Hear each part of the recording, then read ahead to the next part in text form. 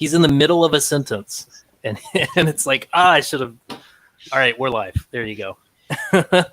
Yeah. Welcome everybody. This is HeroCraft. I always say HeroCast. I don't know why. It's HeroCraft, episode 10. Thank you. Yeah, we're back. It's been a couple weeks of. There we go. Sorry, stupid echo. It's been a couple weeks, and we didn't have Cass, and I tried a couple other things, and I tell you, I can't. My shoulders aren't big enough. I can't do it without my buddy Cass.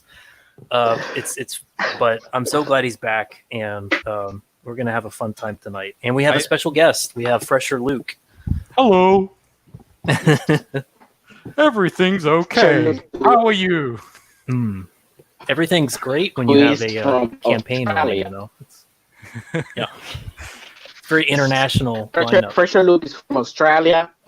We have one from Australia, we have one American, and we have one half American, because I'm half American. And Puerto Rican. Puerto Ricans are where I think it my bottom half. Oh, okay.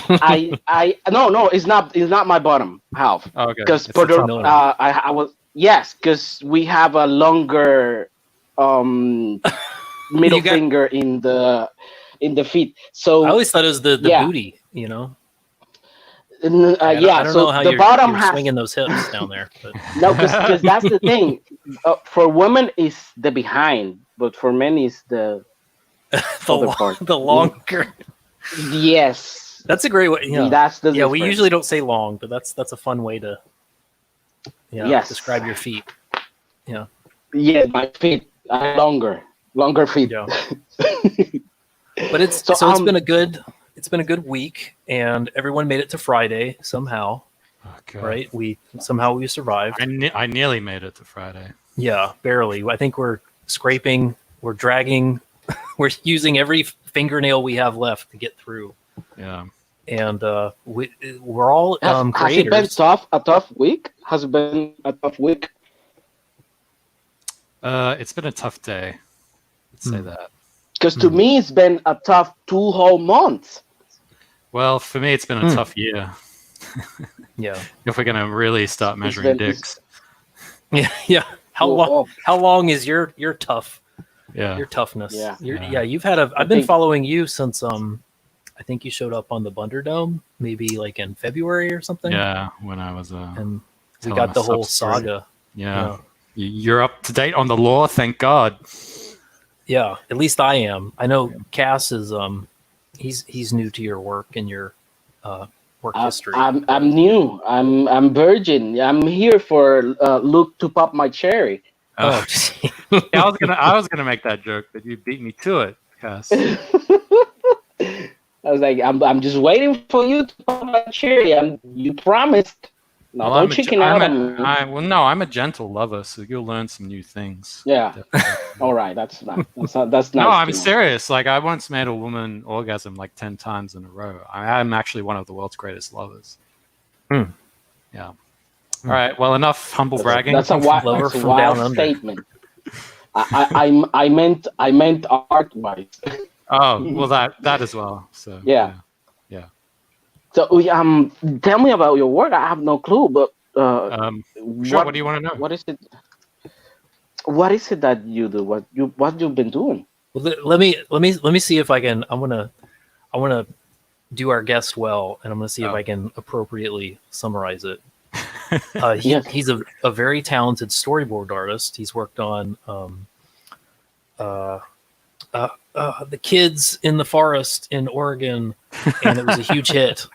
And everyone loved it, and it was going to revolutionize things. And then it got kind of weird. Yeah, it very much got weird for him there. And the Me Too movement happened, and instead of rooting out the real, the guys who were actually grooming, the real dudes, they just rooted out people that they didn't like. But from where? From the what are we talking about? We're talking about Los Angeles, Cass. Oh, Hollywood. Yeah. You lived there? Yes. Were you from there? No, I'm from Australia. I live Oh, in but you- Los Angeles. He but I'm he from- followed the American dream, you know. Yeah. He followed just got the- the Yeah, he the tied yellow his bricks. Follow the knapsack yellow to his bricks. stick You're and gonna go. All right, this to is the Hitchhiked. worst intro ever. All right, let's just start over again. Just ask me the Absolutely, question, yeah. Matt. Just ask me the question. I was trying to do it the right way, but I know. we're out of But touch. yeah, it's all right. It just was going on, but let's just We let's followed start over. you followed the yellow bricks to Los Angeles because No, you were what- trying to find us, right? And that sounds about the thing right. is that, yeah, did you find it or did you find the witch? Matt, just ask me the question. I'll introduce Yeah. myself. So who are you, FresherLuke? So my name is FresherLuke. I was a storyboard artist within the animation industry.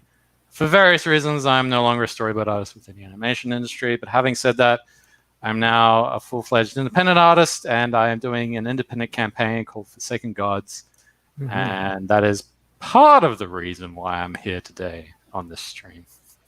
Yeah. And he's All an right. incredibly talented artist. Thank you. Obviously, I wasn't going to go that far, but I appreciate that. Thank you.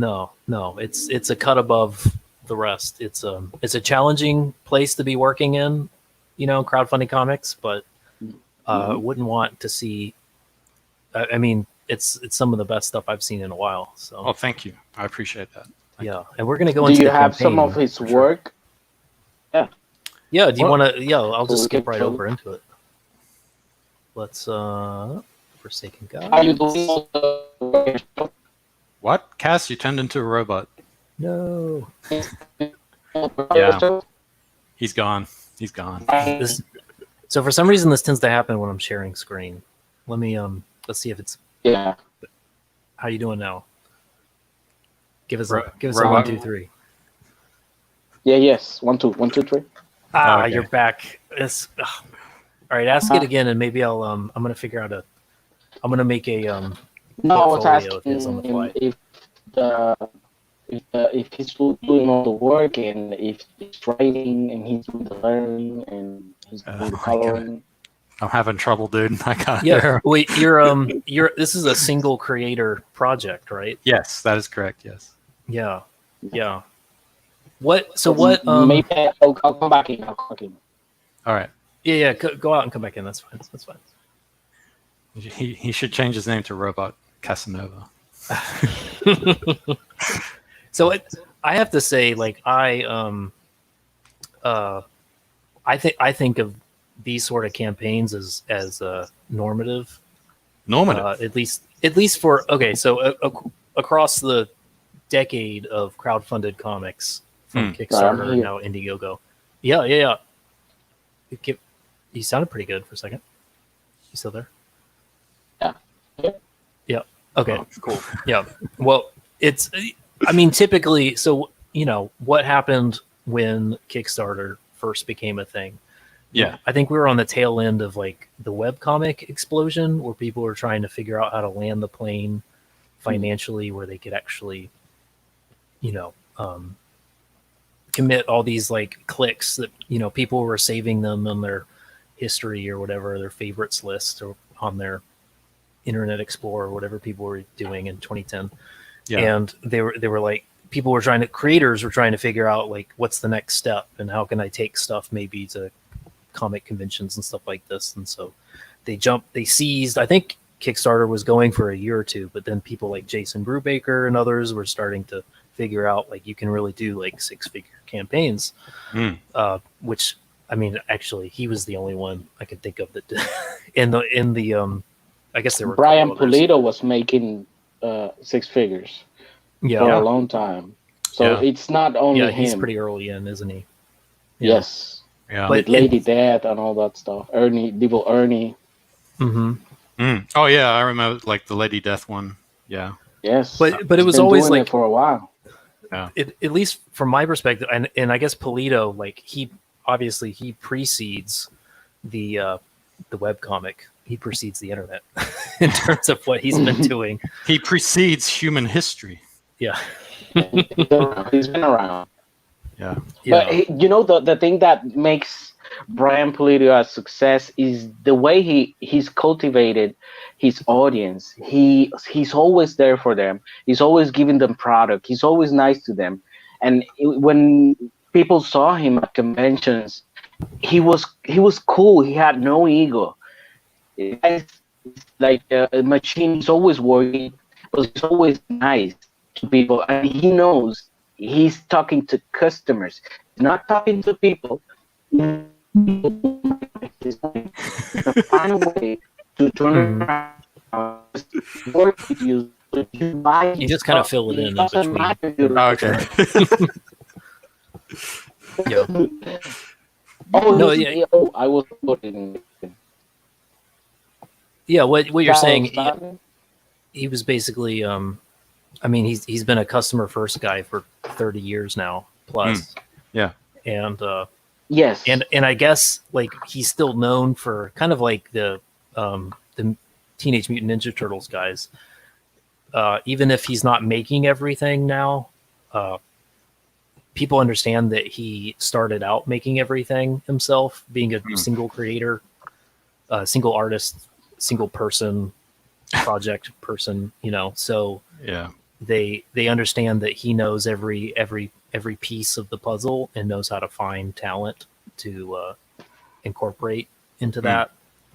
yes, And I think that's really important. And I guess just tying back to what I was sort of thinking, like maybe it's more of a coincidence in some respects that webcomics were big and then crowdfunding became big, because I don't think you don't have to be the only person behind your comic to crowdfund it successfully, or even to make it affordable. But so maybe it was just kind of, you know, obviously most webcomics are just done by one person. So Yeah.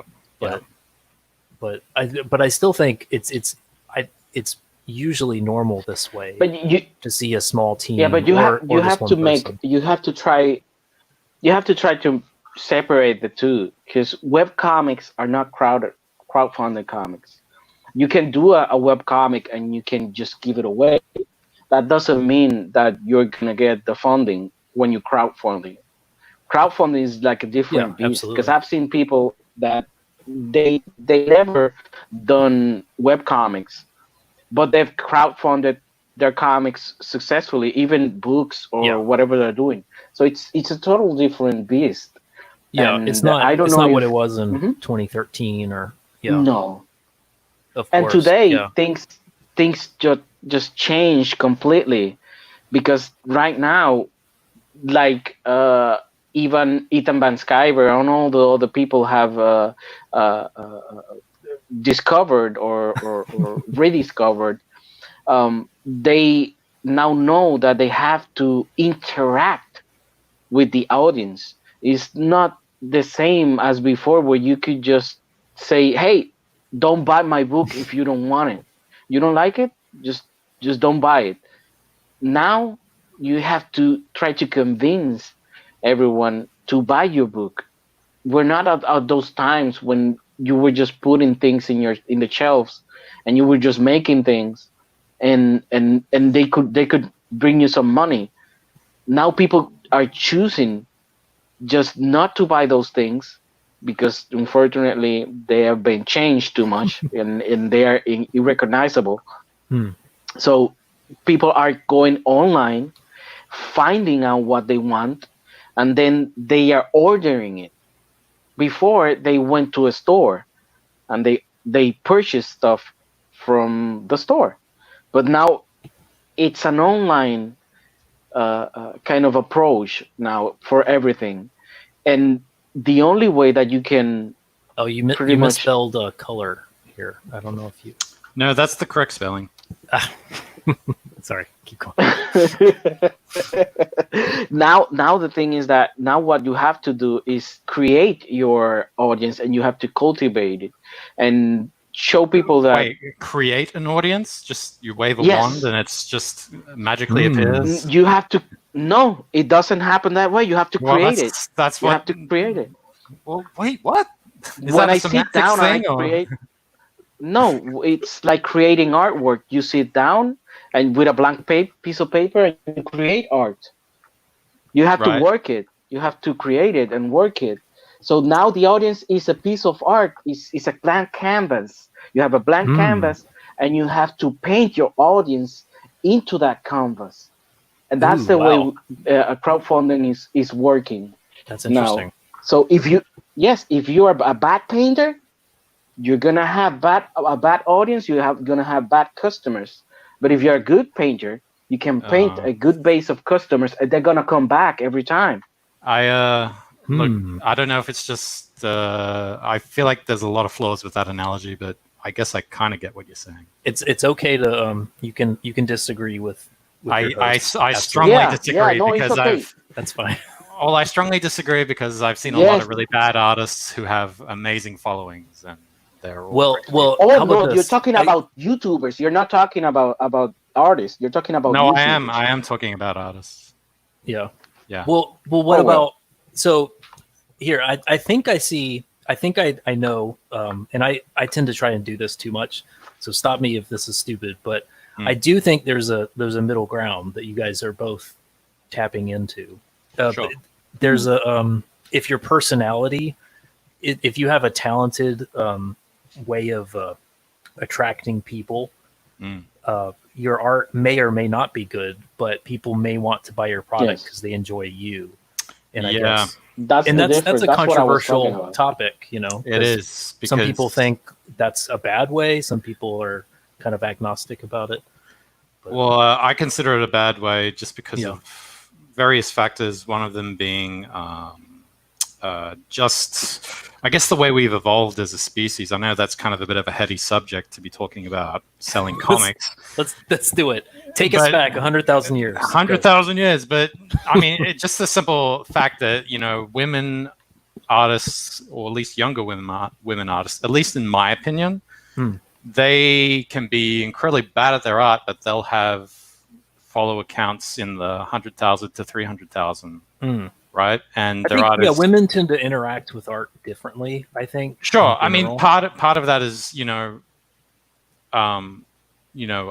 women are obviously more sociable. I mean, I'm talking the aggregate on average. I mean, that's not all women. Because you're talking like social media engagement. And well, I mean, in my opinion, social media was made for women because they've been benefiting the most from it. But that also comes down to we as a species, we tend to value younger women the highest out of all of them, and younger men are valued the lowest, right? And so if you're a young woman and you want to do art and you want to be successful, hey, put up a few selfies in there, and people will be like, oh, pretty lady, I'm going to follow this person. No, she does great art. And look, they're making it work. I can respect the hustle, but the downside of that is, we currently have a plague of e-thoughts on Twitch right now. So.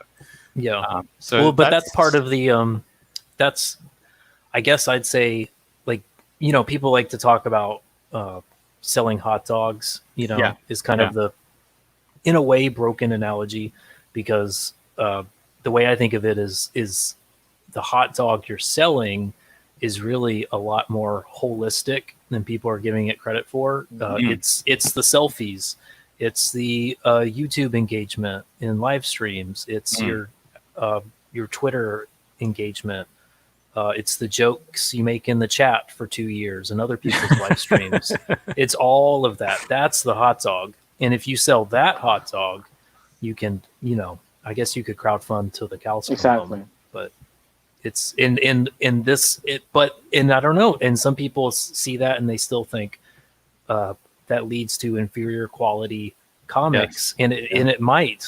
But I guess it's hard to say. Like, I don't know how we can break apart the industry from the people who are buying comics because they're collector items, from people like e-celebs that they enjoy, versus they're only there for the comic. Like, it just seems like I don't know how to build a barrier in without just upsetting a lot of people. I don't know. It's weird because you talk, like, even on the evolution kind of level, you could say we're built to buy stuff from people that we like. And I found out, like, I've been hearing you, FresherLuke, for months now, and I've been like, what, I like the cut of his jib, so I'm going to trust him with a story, because I first learned to trust him with his own story, I guess. Does that make sense? If that sounds, I know that sounds really lame, but Well, no, I mean, it's not lame that that's what you thought. It's just like, I don't know. I guess I'm a big brain guy. I got a big brain, but to me, it's like, there's this concept, right? I know we're not talking about the campaign. We're talking about strange philosophical. No, believe this is the hot dog. This is consistent. This is part of the But we're going hot down dog. a deep rabbit hole, and I don't know if we can I ever don't come know. out of it This again. might not be entertaining, but But there's this problem called the problem of cheap signaling, and the crux of it is that, and this is something scientists have actually studied. And so the concept of the problem of cheap signaling is that chimps, they compared chimps and humans. Like, chimps signal to each other about all kinds of different stuff, right? Chimps signal to each other if there's like a snake, and they they need to warn everybody, that all the other chimps in their tribe, that there's a snake here and you need to stay away, or they find, say, a resource, be it food or whatever, and they need to let them know that, hey, there's a resource here, right? And there's like a case study where chimps in enclosures in zoos will hand out like a piece of wheat or a piece of straw to, say, zoo goers, and the zoogoers see that the chimps are offering them this, and the human zoogoer will go, oh, how sweet, and they'll go to reach to grab the straw, and the chimp will grab the zoogoer's hand and pull him in, and then proceed to try and rip his arm off and chew his fingers off, right? yeah. So that's a thing of false signaling, and we as humans are incredibly bad at being able to detect false signals, i.e., lies. Like, we're a little bit better at detecting the truth, but we're much worse at detecting lies. And so when you say that, but whereas chimps are very good at it, like they don't fall for that kind of shit that I just described from other chimps. And so when you say, oh, I trust his story and I trust that, it's like, I mean, that's great. I appreciate that. Like, I'm not someone who is going to lie about the things that I've been through, because it just doesn't serve me. Like, partly because, we have this built-in thing called, feeling guilt, which, normal, mentally stable human beings feel when they mislead one another, right? But the world now is filled with, you're gonna love, it's the catchphrase I love saying, the wonderful buzzword. The world is now filled with, psychopathic narcissists because of social media, and psychopathic narcissists have absolutely no qualm about, falsely representing themselves.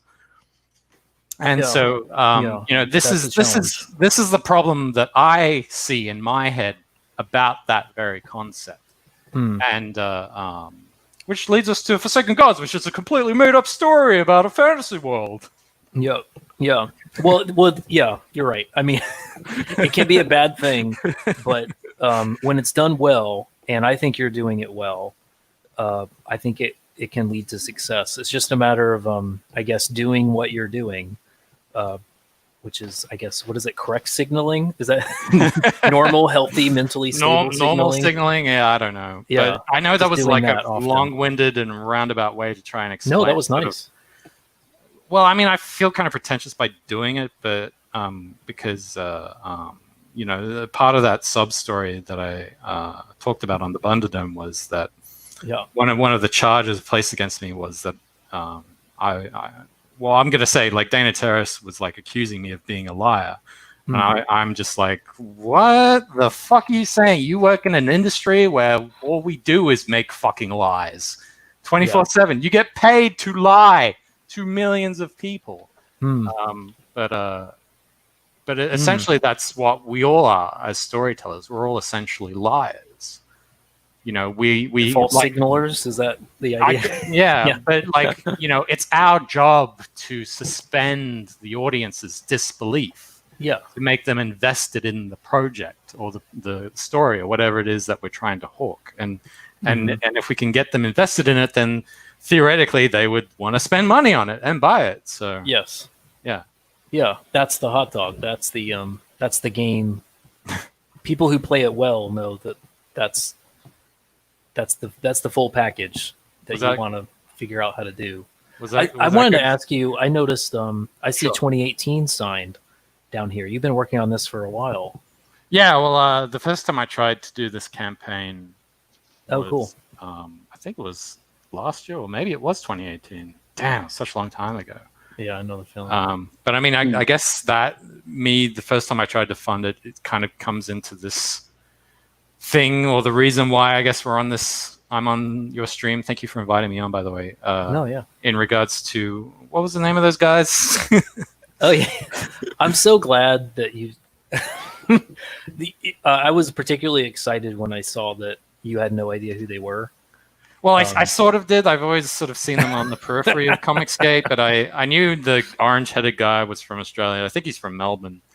Yeah, I'd seen him in other streams. So I was like, oh, okay, cool. It's just another dude. But I actually like listening to them, even though I don't often agree with them, but I like listening to them because they're very earnest in their own perspective, and in a way, like I'd rather just kind of chill and draw and listen to people that I don't agree with, who do really seem to really care about comics. Just kind of talk their perspective out. Like I enjoy that. Sure. Rather than just listen to people talk about other people and make fun of them all day, which is what people that I tend to agree with do spend their time doing on the internet, and that really annoys me. I'd rather just move on and just talk about comics. Yeah. We got Justin Dutton in the chat. Hey, buddy, how you doing? We're talking about FresherLuke's new campaign. It's one of my fans. Yeah, he's got a fantastic campaign of his own. We'll cool. bring that up before the end. Yeah. So we're just like diving into the meat here. So their stream. I'm gonna summarize this for Cass as well as for the sake of the chat. Maybe not everyone has a day job where they're just sitting around listening to YouTube all day like I do. So they might have missed it, and I'm impressed and grateful that you don't have the sort of job that I have. But I was listening, and they were talking about something that has popped up now and again, because I have it's 156 page comic now. I'm selling for $20 plus $5 shipping. And I've been told that it's too cheap of shipping, and it's too cheap of a sticker price to begin with. Last year we did about $8,000 to ship 128 page book for $20 plus $5 shipping. And I got some tension from that, and and part of it came from the people who are hosting me on live streams, which is entirely understandable because they themselves are creators, and a lot of them are struggling with there's different approaches. There's single creator projects, which not a lot of people have time for, or maybe they just frankly don't have all the full tool bag of skill sets that you need to be able to produce something on your own, which is entirely, like, that's not to disparage anybody. It's rare to know. Nah, let's disparage them. They're useless. But if you got like a 5-person team, like maybe you came into crowdfunded comics because you are excited. You grew up on the Marvel way of doing things, and you're thinking about a penciler and a inker and a letterer and a color artist and an editor and all this stuff. And that works for some people, but that requires a higher price point, and it requires a higher sticker price and everything. And so anyway, that's just a long-winded way to say that you're selling. So it's $17 shipped in the US to get a 60-page comic. Yeah. And I think that's unusual today. It's always been unusual to see something that cheap. But with such high value on the price. So do you want to tell us a little bit about your reasoning behind the numbers that you came up with? Yeah, because this was actually a point that those two actually made, which really got my goat. I mean, there were other reasons why they got my goat, but that was one of them. So the first time I did this fucking campaign, because I think what they said was, $15. Oh, that's wrong. That's wrong, right? Like $20 of something, right? You're underselling your. I'm underselling. Yeah, that really pissed me off. Because, this comes back to what I said originally on Twitter. Like, it would have taken them 5 fucking seconds. Yeah. To go on Twitter, go @FresherLuke, because they knew who I was name-wise. They just didn't know who I was as a fucking professional. go on Twitter, type @FresherLuke in the fucking search bar, look up my profile. All my details are there. They can contact me and ask me.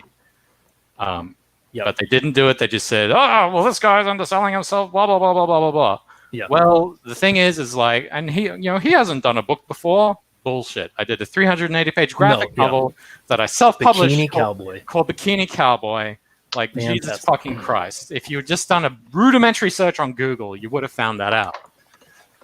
But so anyway, I'm just gonna make one question. Sure. Did you talk to them?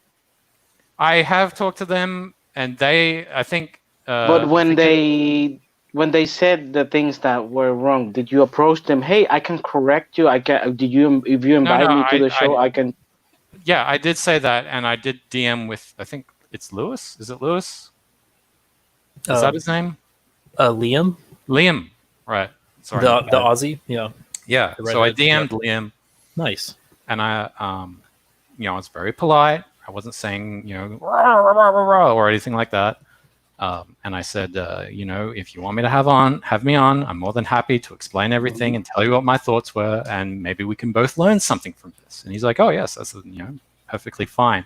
Dude wanted me to stream with him at 11 o'clock at night, my time. Yeah. Okay, and I that's day understand for him, I guess. that is day for him. I understand that, but they're the ones that made the mistake. I don't see why I should have to put myself out to try and correct them. They're the ones who are in error in this regard, right? So that's already strike one. Okay, all right, maybe not strike one. That's probably a bit too harsh. For who? Strike one for who? For you? For them, right? Like for you, because you could have taken the opportunity to correct them. So I'm supposed to stay up until midnight to tell them how they're wrong. You were supposed to try to go to them and explain it. No. You talked in the beginning about narcissism. No, look, but stop, Cass. This is you talked about that at the beginning. No. You're saying those things, and that's how it's sounding to me. Because if you had the chance to go to them, you're thinking that you're too important, and they have to accommodate you. Right, but do you think is it reasonable or unreasonable for me to not get any sleep just to correct one big point like that? If it cares for well, don't get no sleep. Well, then we're gonna have to agree to disagree there. Cass. I know, and that's the thing. That's the problem that everyone's having, maybe. Yeah, because you're not agreeing with that, and I think it's normal. Look, if they wanted to arrange something where it was a more reasonable time, I'd be more than happy to do that. All right. Did you ask them that? I did. And what did they say? Well, he said that if I was available Saturday, but I have 2 more streams scheduled for tomorrow, Saturday, to do that I had already scheduled beforehand. That's what I'm trying to say. You can't have. Well, I'm not going to. I know. I understand. You can disagree. You can disagree all you want with what people said, but if you want to correct them, you have to go to them. Oh my God! Stop. All right. How about this? Yes. There are several. They started the misunderstanding. Yes. So I think it's good for them to reach out. They should be working with you. But there's day streams too. Yes. Let me put it this way. With other way. Australians. I'm happy to meet them halfway. Yeah. I'm not going to extend further than that. How's that, Cass? I don't know. I still think you were the one who struck out. Oh my God! Really? Wow, yes. I'm surprised. Yes. So I have to overextend past halfway. I'm not. No, I shouldn't meet them halfway. I got to bend over backwards for these people. No, you don't have to bend over. But you were the one who wanted to clarify. I'm happy to meet them halfway. Why is that unreasonable to you? They gave you the space. They said we're going to stream at this hour, and you said no. All right. Fine. Look, no, I didn't say no. I said that wasn't convenient.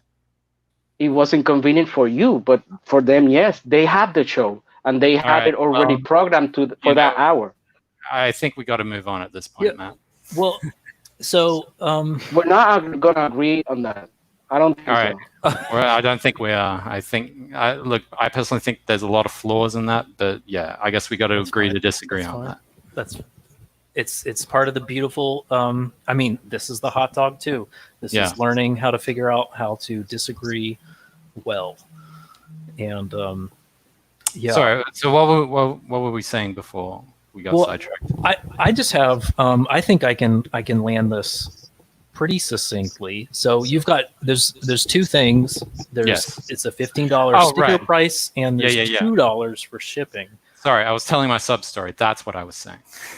No, well, can we start with your because I honestly I can understand if you're a sole creator and you're going for $15. I honestly I don't understand, and I'm not presuming. I just have no idea how you're doing this. $2 shipping price.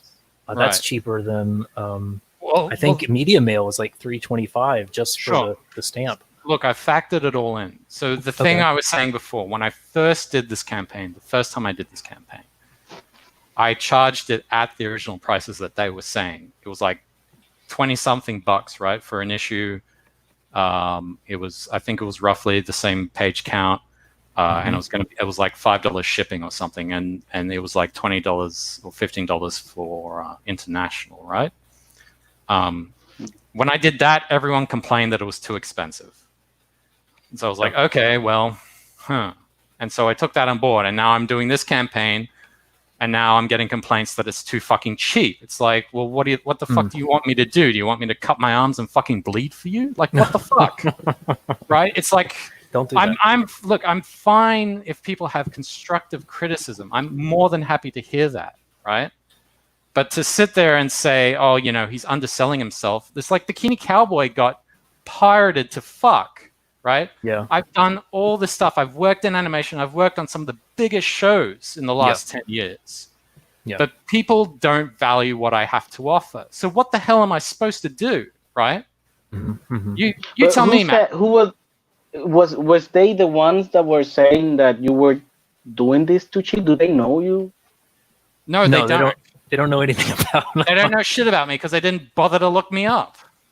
Well, here's the perspective. If I just had to like get into their minds for a second, which is a dumb thing to do. Are we getting into straw man territory here? Yeah, I'm gonna ascribe motive to them and everything.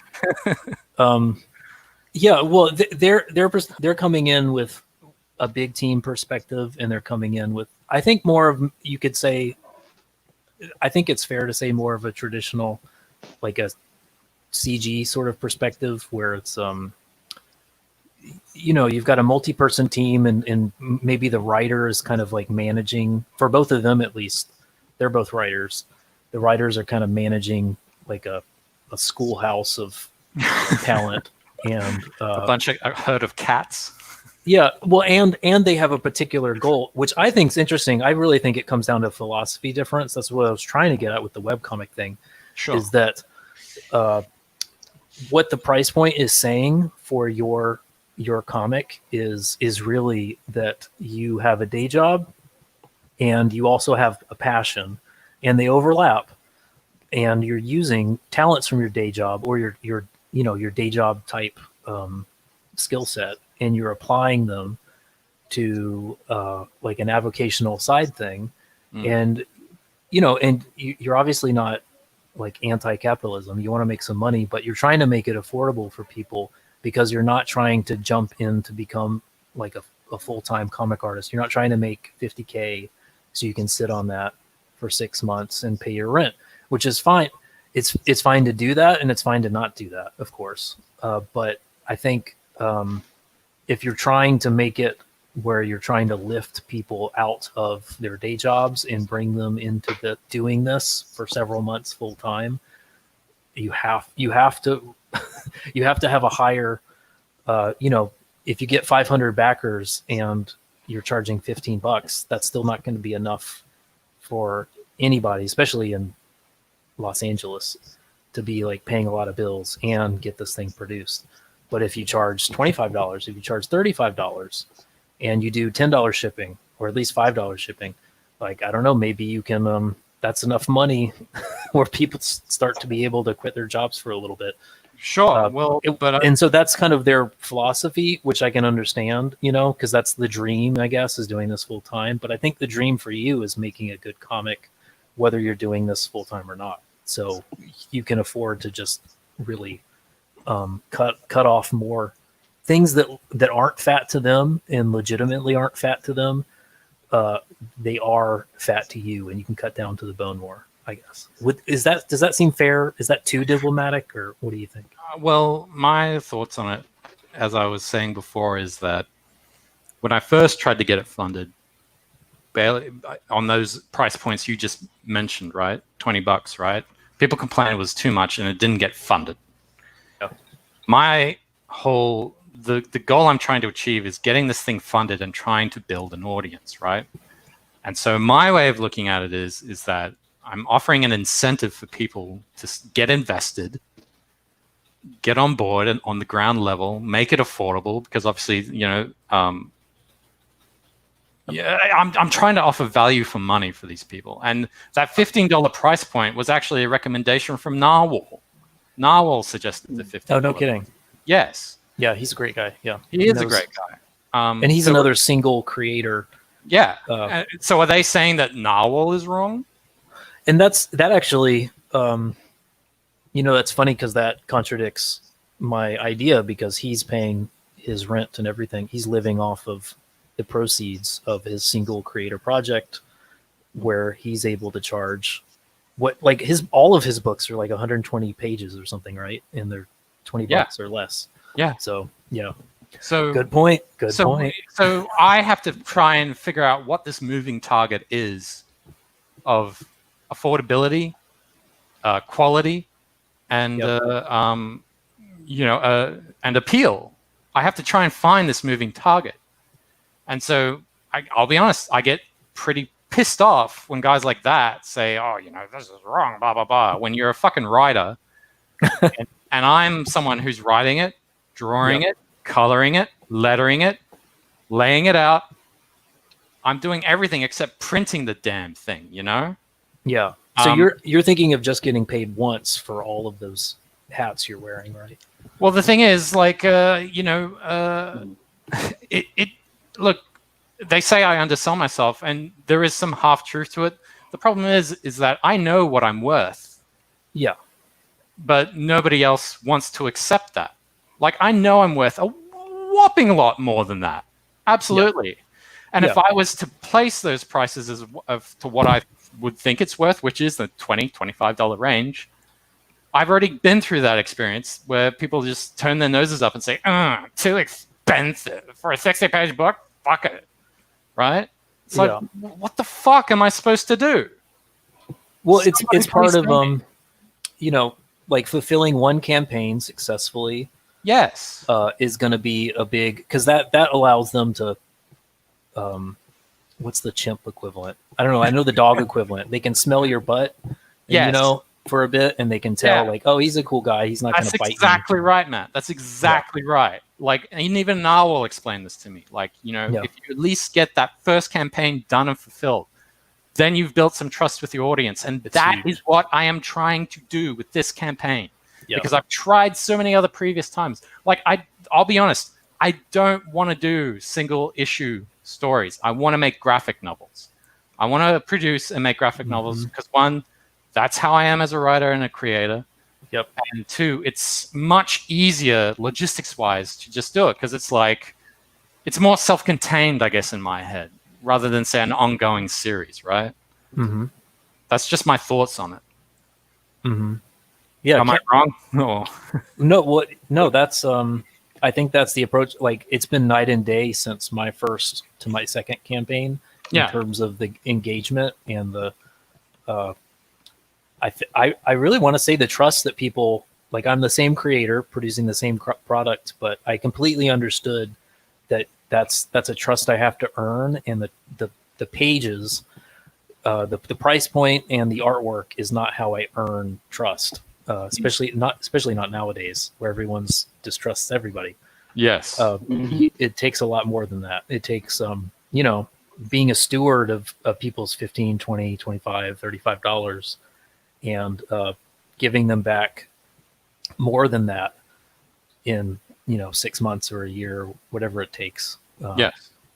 And there's no shortcut to that, unfortunately. Well, unfortunately, I guess, because it really sifts the chaff from the wheat. Yes. I'm just gonna say hi in the chat for a second, and then I want to hear what Cass has to say.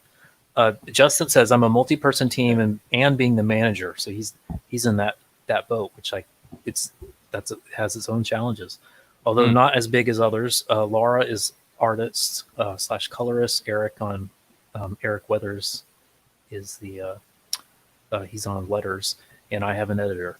Yeah, and even that's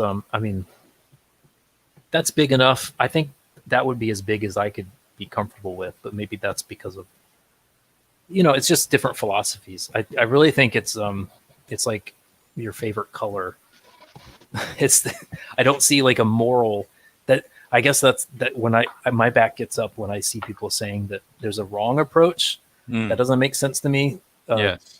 But unless you're grifting or what, even like most of the applications of the term grifting, I wouldn't agree with. It's just people saying I don't like people being successful in a way that is a different philosophy than I have. Because I see a lot of people freely giving money in a lot of different ways that supports their interests or values or the sort of product that they want to see, and it's just a matter of I don't know. You're either gonna like sailing in these rough seas, or you're gonna get out of the boat and you're just gonna go back to land because it's the waters. I don't know. I don't know what I'm doing. There's a lot of metaphors. But no, Cass, I get it. That's a good metaphor. Yeah. I guess being an artist, you're always trying to think of how to say it visually. Yeah. Cass, what do you? Are we off base? Like, what do you think? Let me tell you something. I'm going to tell you something real quick, Please. and Luke is gonna learn really, really fast. Oh, anytime, anytime you have a Puerto Rican that is not speaking, you're in fucking deep trouble, my friend. Oh, if the Puerto Rican is just quiet, it means you fucked up. So I think it's better. Yes, I think it's better if I don't say it, because it's good that we're not on a table, and that you're not in front of me, because we've already been fist fighting right now. No, we're off base completely. Well, we have two different ways of doing things. So I don't think it's you have I don't think you're made up for this. Oh, really? Yeah, I think you should go back to Hollywood or whatever you were doing, because in this here's our chance to disagree.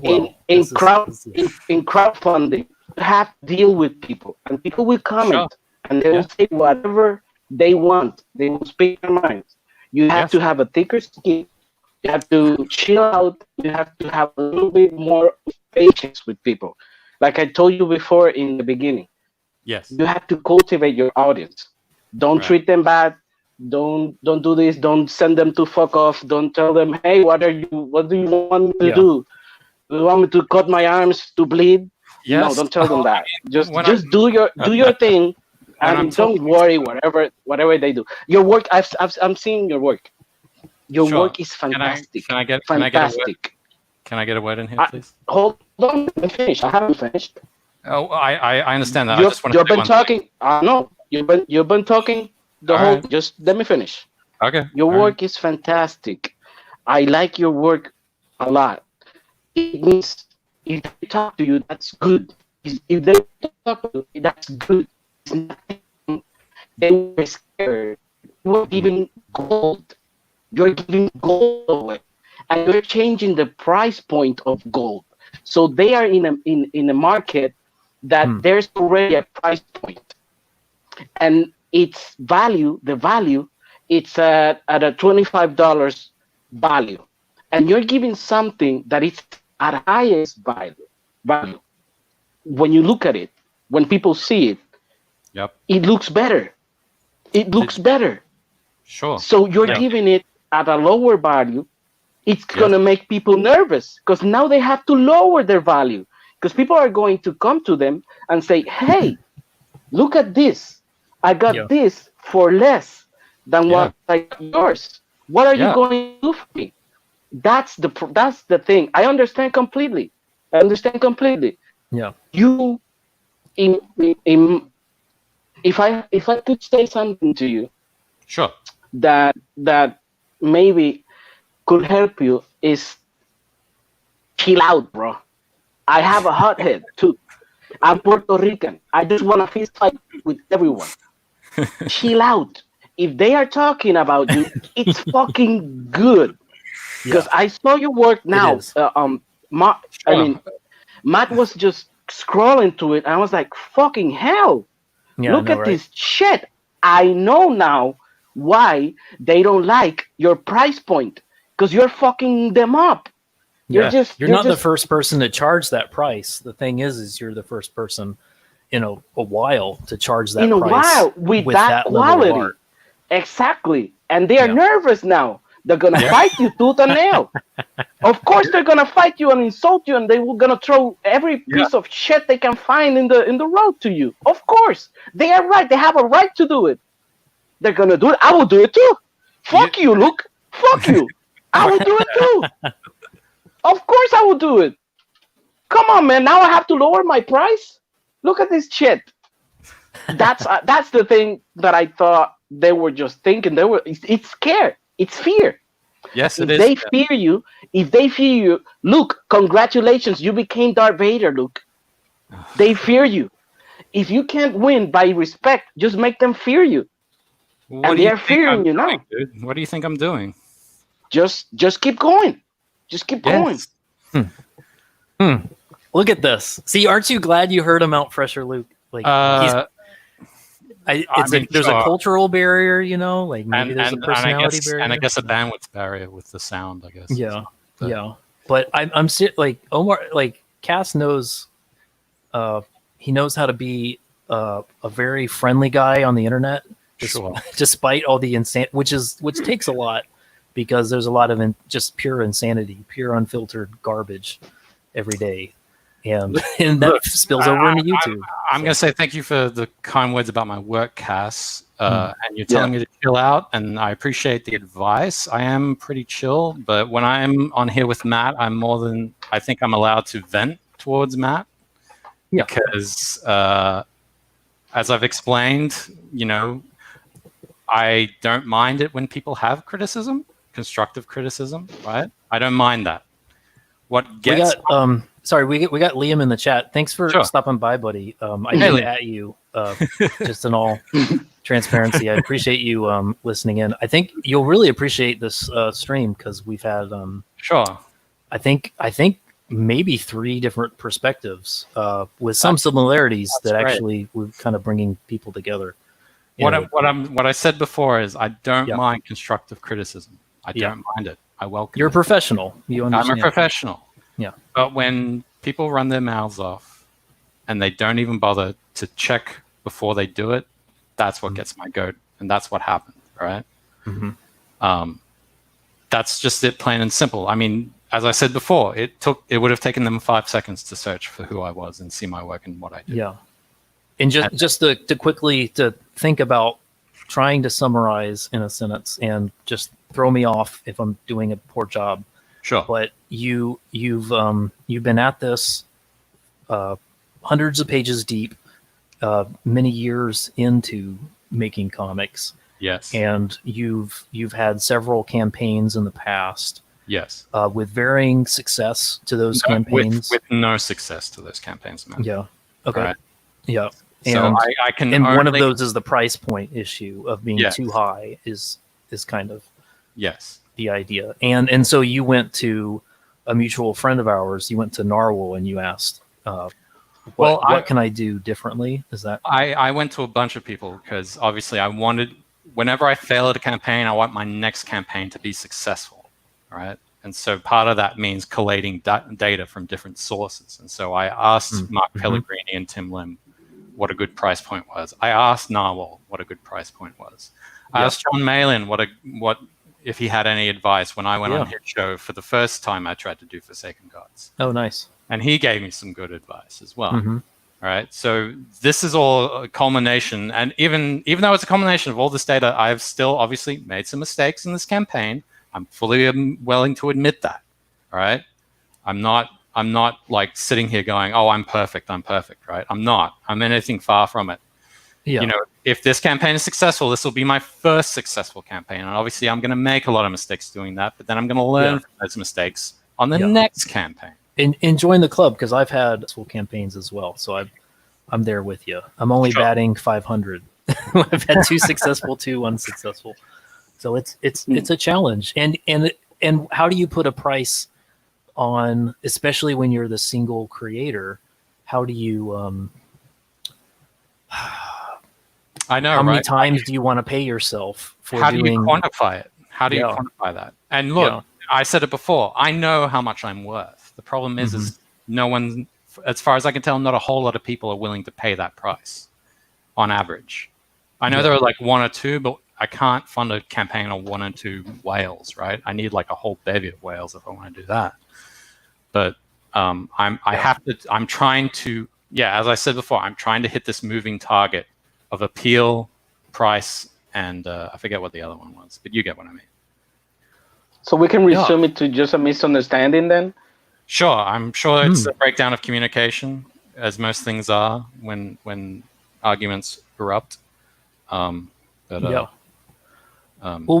and just to say, like, one of the things about Liam that I actually really appreciate, for some reason this annoys some people, but I appreciate it, is I've never seen him not passionate and instinct driven, which is dangerous, and I think he would say has gotten him into trouble in the past. But so maybe his read on this is an instinctive read, and that's understandable. And I didn't bring you on, like, I'm not trying to do a blood sports thing where it's like, no, of course not. Let's chase down some drama. It's like ambulance chaser here. I'm not here for drama. I'm not here to make enemies. Like, believe it or not, I'm here to make friends, Cass. Can you believe that? Well, to be fair, I don't like Liam either. Oh no! One time, oh my God, Cass! I don't like him. I fucking hate him. Listen, through him, I learned that gingers, the hair of their noses are so orange. He was looking. Yes, How can you find your? I never paid attention to someone's to another man's nose hair. Yeah. And one time he was looking up, and the light shined on, and you could see that the hairs on his nose were orange too. I was like, "Fuck hell!" I thought it was, the black, supposed to be black. No, they're orange. So I hate him for that. Oh my God! I have nightmares because of that shit. Right. Well, I mean, I guess if there's nothing else to say on this subject, I don't know. Do you have any further questions, Matt or Cass? Or we could talk about the campaign and sort of the story, or do you want to? We never knew about what the story is, so we might want to. Might want to see what the story is. Maybe you can tell us a little bit about the story. But I'm just saying, is there any other subjects on this topic that we need to cover? He's a good sport. Like, I've seen him just in the last week. I've seen him. People have brought up things that he hadn't thought of, and he said, "You know what? That's a good point." Yeah. So that's how I know this isn't a front. It's not a game with him where he's trying to find things. He's not trying to take you down as competition. I understand that. I didn't interpret it that way at all. Yeah. I guess what got my back up was, as I said before, like they just seemed very dismissive about it. Like, it would have taken them just 5 seconds to find out who I was. Yeah. What I was about. And if they had wanted to find out more, they could have just messaged me. I mean, we have messaged, and I think me and Cass went over that. So, but it is what it is. Can we talk about the story? Yes. Hold on. What is this about? What's the one premise? All right, one last thing. What the heck is with the $2? Because I don't want to miss this. Sure. What am I doing wrong for not charging $2 to ship a book? How are you doing this? I'm not going to get into the logistics of it, but I have factored that into the price. So part of okay. All right, look, I'll talk about this campaign and also the prices and stuff That's like fine. that. Yeah. So I've put these prices here, and you've got the featured perk, which only 8 left. Oh my god! I got one of them.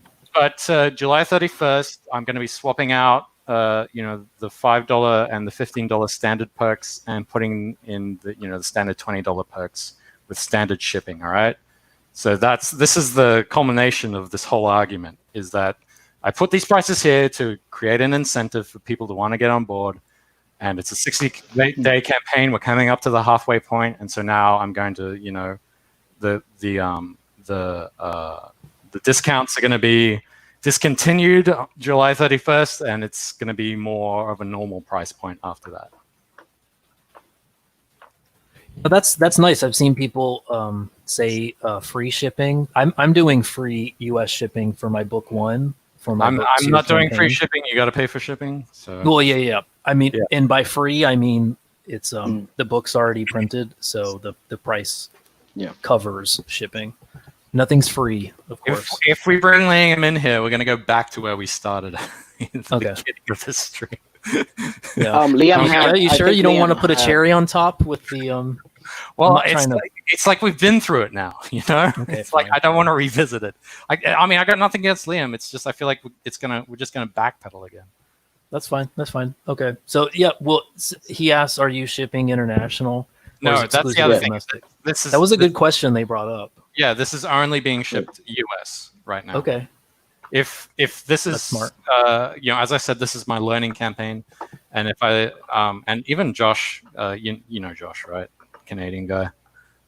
He's been on about me having a special Canadian secret perk or something, and I'm like, "Are you gonna pay the $20 for shipping?" And he's like, "Yeah, I'll do that." Yeah. I'm like, "Ugh." Anyway, but no, this is only being shipped to US right now, and that's partly the reason why I have the digital tier there, the $5 digital tier. Absolutely. Is for my international backers who can't back. You got to give them something. I got it. I have to do it. The $5 tier also serves the purpose of things are tight right now. There's a pandemic going on. Not as many people are working as much.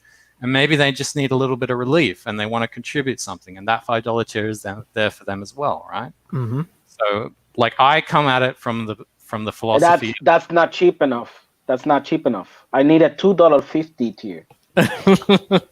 Well, there's this website. It's called Fiverr. I suggest you go visit that website, Cass. Yeah. Because maybe a card, maybe a trading card and a sticker, $2.50. Come on, man. That's a good point. You're doing so somehow you've incorporated. So this $15 is not just a book. It's Can I finish my thought? Please. My philosophy. I approach this. My philosophy that it's better to have some business than no business, and that's why I had the $5 digital tier. All right. I'll do the $5. Oh, okay. Liam, I'll get some change in the car. Yeah, I think No. I mean, look, that's fair. I understand that. I'm not saying that. Look, obviously it's a mix of emotions. I love that they gave it a shout out. I absolutely love it. Yeah, they were saying hey, go ahead and back the book. Sure, but on our Twitter exchange, I think it was Micah that was saying, because of my replies, that he wasn't going to back the campaign. I'm like, well, there was nothing that I said that was inflammatory or derogatory in every way. I'm pretty sure I approached it in a very polite manner. So, I mean, I don't know what. I mean, maybe he can clarify it for me later on. I wish he'd come by because I think there's more wrinkles to be smoothed out on his end. It sounds like. But no, I mean, as I said before, I get that they were just looking out for me, and I appreciate that. But at the same time, I guess the way it just came across was, I don't know how to put it. It just didn't come across the way that I think they were intending, and it just got my back up for whatever reason. And as I said, I was riding that caffeine wave, and I just had a visceral reaction to it. elbow cuff. Yeah. Yeah, but it's an incredible. I mean, your art. Obviously, you're bringing your professional talent, the work that brought you out of Oz and into Hollywood land, Tinseltown. You can't do that and just be, your average humdrum creator with, big dreams. You have to have real professional talent. So to bring that talent into comics, I mean, how could you say no? I think, but this just kind of comes back, I guess, to the whole thing that we're all trying to figure out how to do is the hot dog is not just the comic, it's also your character, your public presence online, how you actually deal with high stress situations like these. Everyone's gonna punch you. Conflict? Everyone's gonna poke you. They're gonna try to touch all your buttons. What Liam and them have done is like a walk in the park compared to what I've had to endure in the animation industry. So I think I've got that covered. It was just one of those times where it's just caught me off guard. The majority of the time, I'm pretty good about it. So yeah. No, absolutely. It's gorgeous. Now, so you've been working at this. Yes, he's Australian. Is your hair orange too, Luke? No. All right. I'm a beautiful blonde. Oh, you're blonde. I always figured you're I'm joking. I'm not blonde. Yeah, you have I don't know. I've always pictured like a swarthy. Yeah, no, I am pretty swarthy. But the joke is that I have supermodel looks, and I'm the world's greatest lover, and Yeah. I just added that other joke. I'm like, oh, I'm a beautiful blonde who's the world's greatest lover. I'm not being serious at all. Why are we seriously going to bring him in right now? just for a second. I think he's going to. I swear. I think if you bring him in, it's going to turn bad. It really is. You think? Okay. Why? I don't want to make you feel uncomfortable. It's like really early in the morning over there where he is right now. I don't think he's had any sleep. It's only.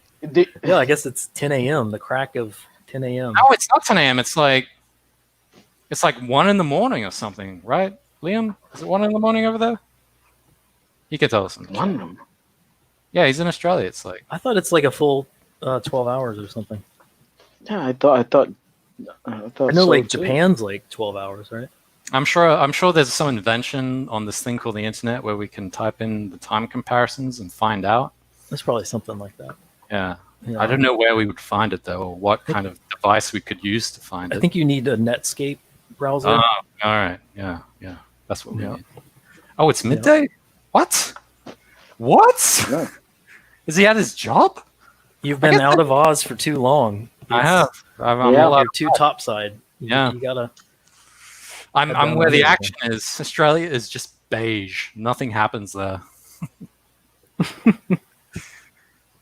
Yeah, he'll just come in for 5 minutes. I think. All right. I get the impression from what I've seen of Liam and you. I think you'll leave. Oh no! I mean, that's the thing. Like, that's the other thing about me. I hate all Australians. Hi, Liam. Oh no! Yo! No, I'm not at my job. I'm self-employed. I make comic books full time, and I've worked in animation, and I've worked in writing, and I've worked in in media, and I've worked in a bunch of stuff.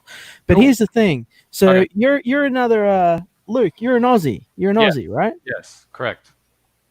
Well, in my humility, I am the highest earning crowdfunder in comic books in Australia, both on Kickstarter and things. And I have a network of Australian people that I vehemently support. And I did not realize you're Australian, or I would have put you in it. Like when I put out my big call multiple times, hey, where are all of the Aussies? Why didn't you say anything? Because I'm done with Australia. I would have helped you out. No, well, yeah, Australia's a shithole, okay? But I would have helped you out way more if I had known you existed and I knew that you're an Aussie. It's like, fine. I'm not holding that against you. It's fine. Like, yeah, no, I'm just saying, like, when I found out you're an Aussie, because I'm accent deaf. I traveled so much, right? So like, I can't hear accents anymore unless they're like really bad. But about this, man, like, you did good. I wasn't ever trying to make things sour with you, and I think we sorted that out in DMs. Sure. Like, I guess the argument me and Cass had was, I think there was something in the DMs where you said, or the last ones that I saw, were that you were like, oh, I'll just do a stream and you could come on whenever. And I said, well, it's easier for me if we schedule it just because of the way that I run my day, right? So, Yeah, I know. That's fine. That's fine, man. But The thing is that if you've got a bunch of stuff that's going on with other shows, just do other shows. It's good. And when you want to come on, like, talk to me about it. We'll work it out. It's all good. I'm happy. I'm more than happy to come on as soon as possible. It's just Saturday is really bad because I've got like 2 other streams I got to go on. I'm not stressed out. I'm not stressed out. It's all fucking good, man. It's all good. All right. It's cool. just, like, and I'm just sitting here thinking, like, I got tagged in this, so I came over and I thought I'd give it a look. And then I find out you're an Aussie, and it's like my mission in life to fucking help Aussies in the creative medium. So I'm like, I knew this would be good. You guys have to connect. I gotta throw it up. I gotta be a jerk about this. Like, why does it matter where I'm from? because have you worked here in our creative field, or have you only worked over there? Why do you think I left Australia? Yeah, now you understand. There's your answer. Yeah. There's your answer.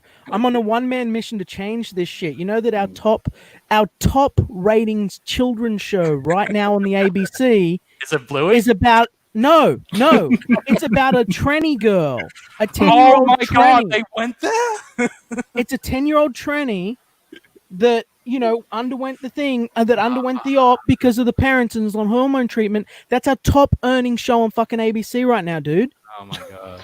Okay. I have to say something. Oh, go ahead. I had a dream. Oh yeah. Tell us. I had a dream, and I joined today after like 2 or 3 weeks without being able to live stream because my phone got damaged. And Matt brought me here with a promise. He said, maybe Liam and this guy will fist fight. The travel tickets are very cheap to the US. We can get Liam to the US and make them fist fight in a pool of jelly. And I said, he can get in line with all of the other motherfuckers that want to fist fight me at CGCon. Right? When we go to CGCon, we can have an arena, and I'll just stand there and line up and square up with everyone. My dream is gone now. I'm sorry, Cass, that we won't. I'm devastated. It's sorry. We'll get through this together, Cass. I'll bail out of here real soon. I just wanted to say, look, like you're saying, like, why did it matter? I'm saying because, like, man, if you grew up here, like, you remember shit like the Ferals, you remember sort of that we had sort of an edge on our entertainment industry here and creatives. I know you've taken off, When did that ever happen? That never happened the whole time I grew up there. What, you don't remember? You don't remember the whole like Aussie spirit of rebellion, fuck you, that came all throughout the 80s and 90s we had throughout our whole fucking cultural mood? The punk rock sort of thing going on. Yeah. I mean, there was that. I'm talking about in regards to the quality of the content in regards to, say, oh TV yeah. shows. Well, that's why I had to go off. That's why I had to go off to the US to train, dude. Okay. I did want to ask you this, Liam. Are you in Melbourne? No, mate. Fuck Melbourne. I'm in New South Wales. I'm out in the Hunter Valley, Hunter region. Well, I was going to say, I mean, for Cass, like, usually fistfights are how people in Melbourne deal with their problems. Yeah, well, it's not too much different to where I'm from, man. I'm out bush, so. But yeah, no, I just but I mean, that's my mission, man. I'm here trying to do a bit of turnaround and reform nationally. That's the reason I went into crowdfunding instead of going straight into the market as well, because I wanted to show that there was demand for this stuff so that we could start finding people that could actually start making change here nationally. It's a real worry that I have. Sure. So, look, your mission is great and altruistic. I think that's a great thing to aim for.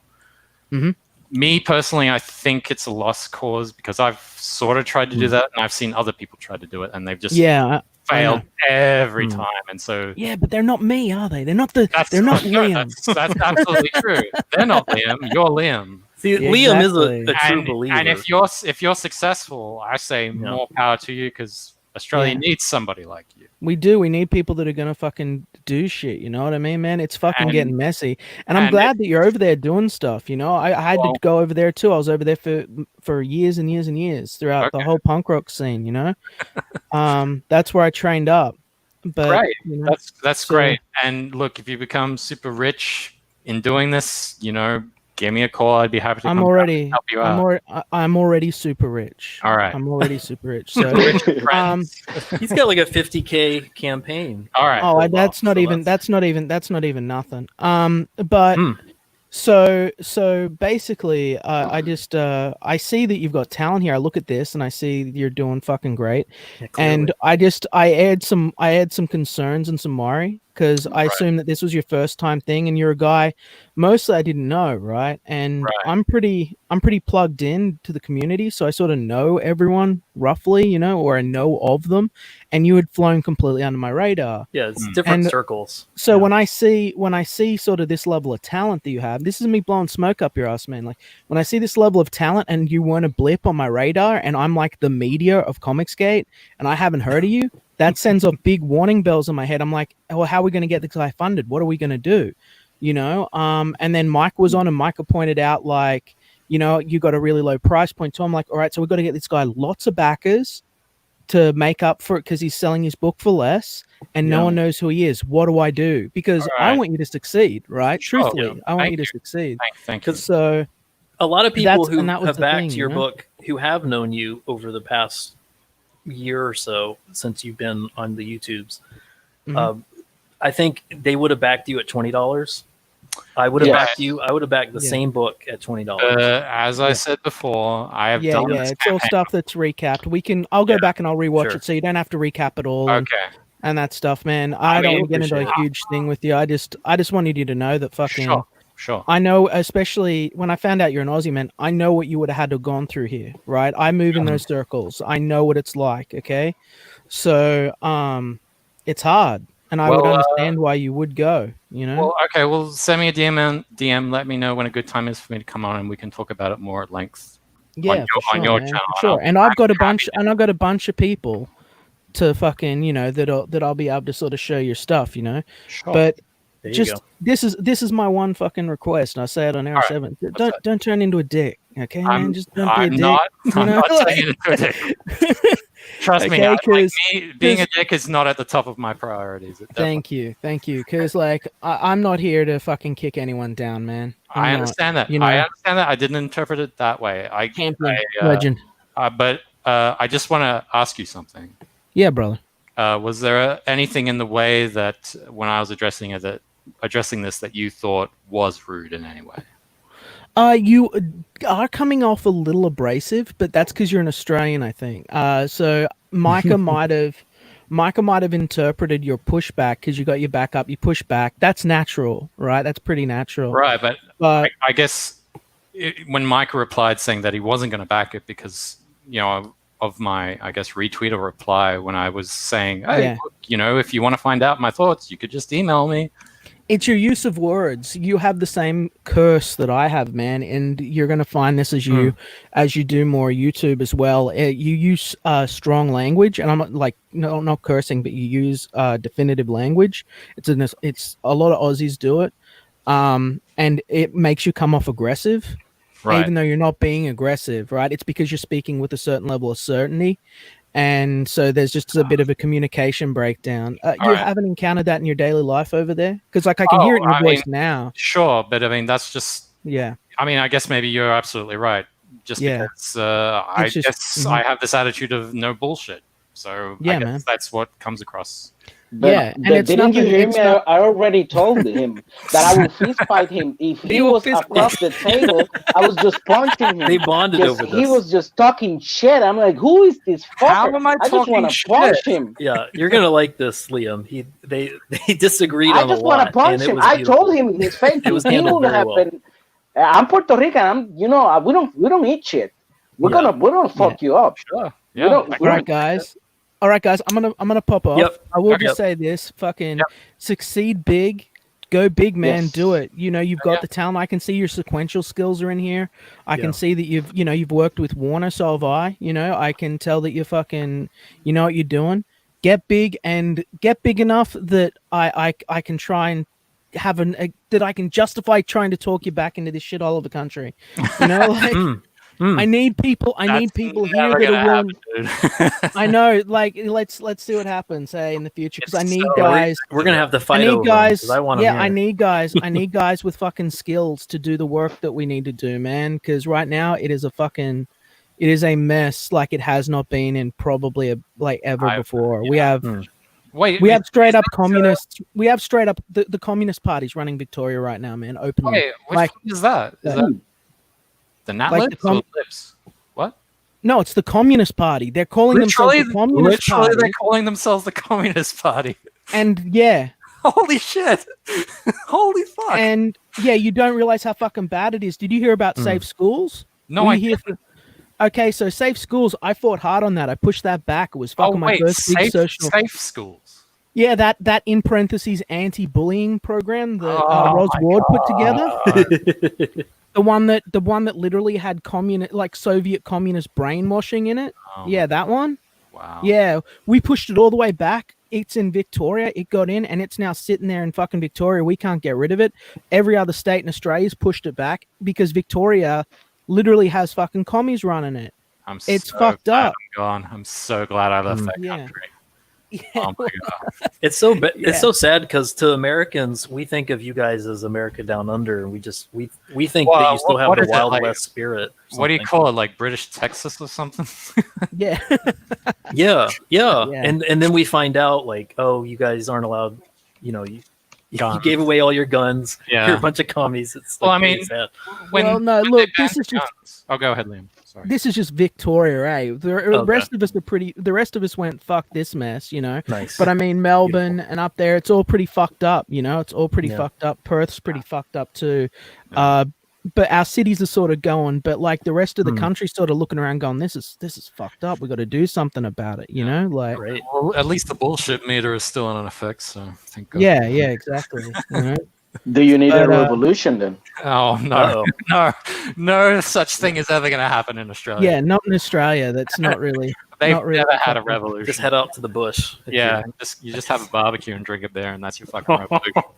What'll happen is it'll get so bad, and then a bunch of politicians will go walking out in the bush and won't find their way home. That's how Australia works. And people go, maybe it's not a good idea that we keep doing that, but we haven't got to the point where people start going for swims and not coming back. You know, it hasn't quite got that bad yet. But all the Irukandji and the great white sharks have gone on vacation, have they? yeah, for the time being, you know. But keep pushing people, and I have a feeling that they might start coming back, you know. Yeah. But as it is, I just our entertainment industry is fucking an absolute mess. Quality's real low. It's our government always been like that. Our government's forking out, dude, over $274,000 to social justice warrior programming through the ABC. That's how much funding. That's how much of our tax dollars are going to create high level garbage of people that can barely draw stick figures. Yeah, that's. I'm like, I'm like, nah, it ain't gonna happen, and it ain't gonna happen in anymore. I'm gonna use everything I've got from all my time. I'm going to change it. Right. So more power to you, sir. Yeah. I know. And I know it's a fool's game, but the fucking alternative is having child sex dolls in our public schools to serve as masturbatory aids for the LGBT community. Are you joking? No, I'm not fucking joking, man. It's that bad. That's what we had to fight back with the Safe Schools program. That's what they were doing. Little like prepubescent sex dolls that look like prepubescent children that the people in the LGBT community within like teenagers, 12-year-old boys and girls and shit could come and use as masturbatory aids in the counselor's office so that they wouldn't feel alienated among their peers. What the hell? No, it's not funny. It's fucked up pedophile bullshit. Is what it fucking is. Fucked up, yeah. It sounds like grooming. The leader, it is grooming. The leader of this whole fucking ordeal, Ros Ward. Look her up. She's fucking literally running running the fucking Communist Party, saying that we got to put a fucking communist flag on top of fucking Parliament House, right? Oh my god. And when Trump got elected, she flew over to New York and started assaulting people in the street who were wearing a fucking Trump hat until she was arrested and deported. And then when she came back, everyone heralded her as a national fucking hero. It's like, fuck this mess. Well, fuck this. on that note, Yeah, I'm getting out of here. Peace, guys. Have man. fun with the stream. Yeah, great. Yeah. See Thanks, you, man. man. Thanks for coming by. Well, that was an Jeez. inspiration. Yeah. Anyway, let's. That's a great segue for Forsaken Gods. Yes. Or are we? I hope Yeah. that we clear up a lot of questions that people may have Sure. about the campaign, and I hope that they can look at the content of the campaign and judge it by what they see, not what the price point is. Yes. Forget about the price point. Look at the content and judge by yourself. Is it worth it? Well, that's because I did this cover for Rorschach. Check it out. Oh, dang it. Keep doing it. That's Sorry. awesome. I didn't know I was. That's talking been the to secret Jamie. this whole time. It wasn't Forsaken Gods. It was Rorschach. Oh wait, that's still not right. Kookaburra. Actually, this is the real project right here. What's going on? What's this thing has been hijacked. This stream has been hijacked right now. I don't know. Audi's have taken over. All sort of strange things are appearing in the screen. What is going on? What? Yeah, like, well, What's I don't know, Because because I'm remembering now. Like, you go back with me. You go back to, I think, like Doug TeNaples streams from maybe 2 years ago, where you're talking about Bikini Cowboy. Yeah. And I don't know. I've been impressed with your stuff ever since. I don't know if I backed Bikini Cowboy. I probably should have. But, I don't know. You were quieter then, and maybe I couldn't kick the tires. You know what I mean? Which is what these sort of things are all about. And gosh, Was the cowboy in a bikini? I'm gonna say yes. Yeah, All right. pretty nice one. Well, yeah, correct. I mean, she was a cowboy. So Oh, Yeah. Well, it was the backstory to that was they're originally called Hawaiian witches, but there was this French guy who saw them one time, and I think they got blamed for something that they didn't do, and so they got called the Bikini Cowboy Gang. And the name stuck, and that was sort of like the mini backstory about why they're called why the book is called Bikini Cowboy. But just why they changed the name from. Well, what was the other name? So the meta of the story is that the main character, Whiskey Jill, she's part of this sort of ancient group called the Hawaiian Witches, and they kind of practice. That's good that they changed it, because the Hawaiian bitches sound bad. Hawaiian bitches? They didn't change it. It's like when the tribe that they're a part of, they're sort of like this nomadic group of magic users. Oh. And so they were originally where they originated from were the Marshall Islands, and so they left the Marshall Islands and went to Hawaii, and they called themselves the Hawaiian Witches. And then from there, they actually they immigrated from Hawaii to the American Wild West, and so they disguised themselves to look like Native American Indians to sort of blend in with their surroundings. Cool. But part of that was, Jill's friend Tonta, who's part of this tribe as well. Her and Jill, they were kind of blamed for sort of the actions of a third member of their coven, Anne Raven Sanchez, and she's like the bad one, right? And so, there was this French guy who sort of saw her as they were in this act, like they were trying to stop her, and so he didn't know they were Hawaiian witches, and instead he just saw them as these cowboys who were wearing bikinis, and so he called them the Bikini Cowboy Gang. And so on all the wanted posters, they're all called, it's called Wanted, Bikini Cowboy Gang. And that's sort of what they're colloquially known as in the sort of locally in the Wild West. Yeah. Anyway, Forsaken Gods. Yeah. And But this one is about, called Forsaken Gods. Yes. So Bikini Cowboy and Forsaken Gods. What is Forsaken Gods about? Because I have no clue what it is about still. I've seen all the art, but I don't know what it is about. Okay, well, let me tell you, Kaz. That's a great question. Thank you for your question. There you go. Forsaken Gods is a 60-page full-color comic book.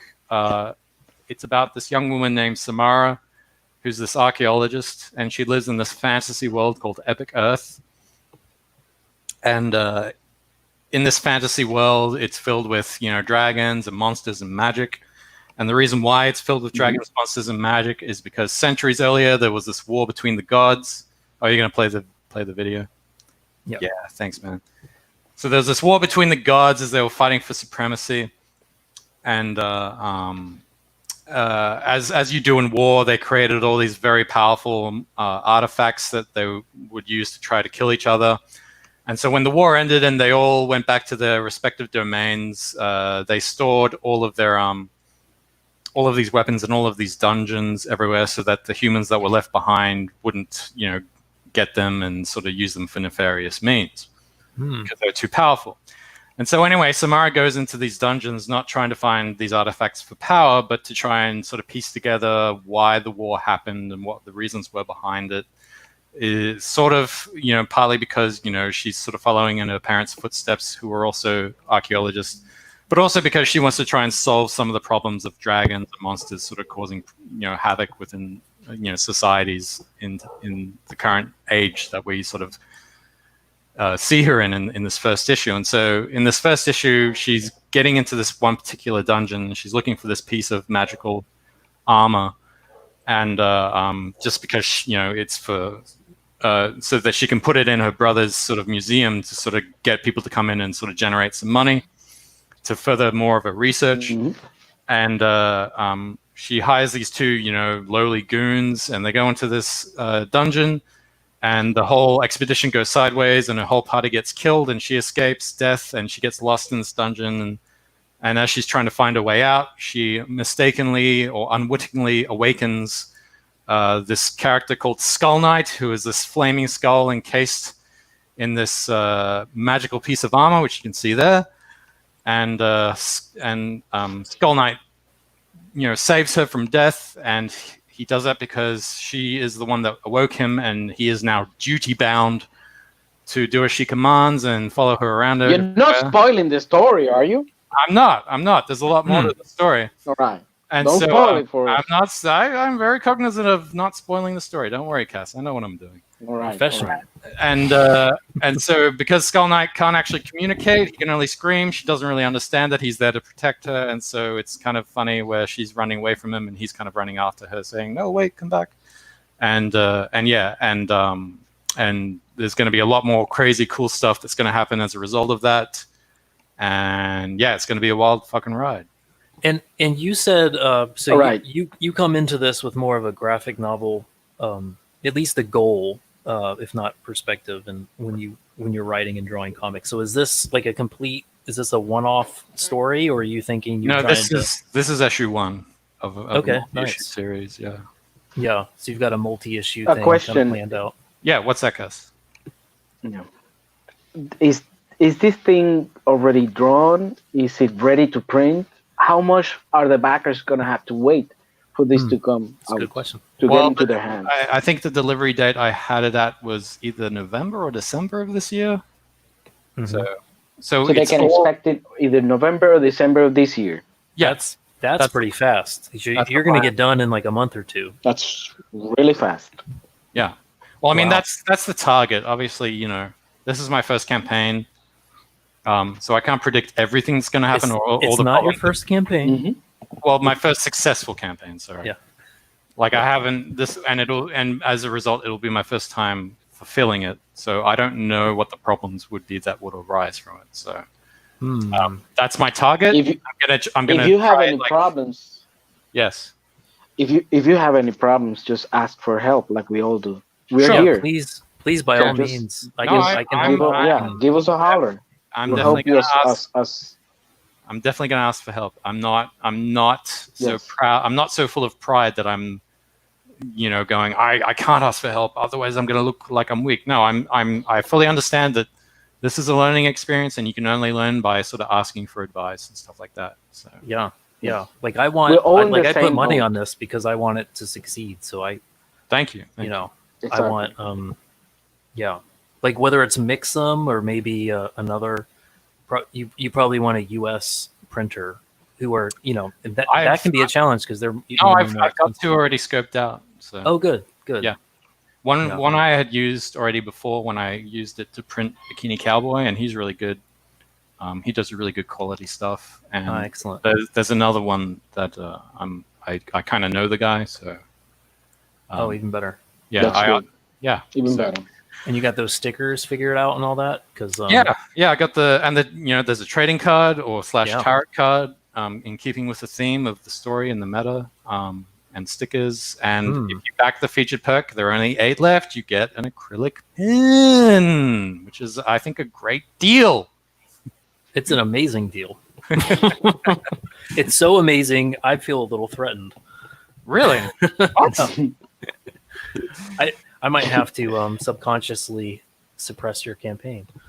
Oh, No. through No one's psychic doing waves. that. No one's doing Wishing cancer upon me. Psychically suppress your campaign. Psychically suppress it. Yeah. Yeah, So, that's yeah. nice. I got to ask you where you got your trading card, because that's one thing I couldn't land that for this campaign. I want to do that for future campaigns. But Oh yeah, I'll send you a link. I haven't got them yet, so I don't know what the quality will be, but I've got them scoped out, and it's a pretty good price point. So yeah. Do they have like the laminate kind of feel that's you oh know? yeah, always well kinda they, like- they have various options. I'll send you a link to their website. Oh, nice. So yeah, I'll do that Yeah. later after I'm done shilling. Let me see if I can. Well, speaking of other campaigns, so let me make sure. Okay. Oh, what are you gonna bring? Infinite of that. So let's Oh. talk about just CyberGods. yes. This is Kaz's amazing campaign. We're Wow, still this looks in great. Look at this. yeah, This is dope. incredible art. Yeah, so we've got it's just going to be so great. It's going to be like a Yes. superhero story Yes, it is. of cybernetic superheroes, right? And then like organic superheroes fighting in like a post-apocalyptic Yes. world, right? As you do. As you do. Yes, Yeah. they're pretty much two bands, and one side of the population have become pretty much there's superhumans, and then there's suprahumans, which Okay. will be the next. They think that they are the next evolution.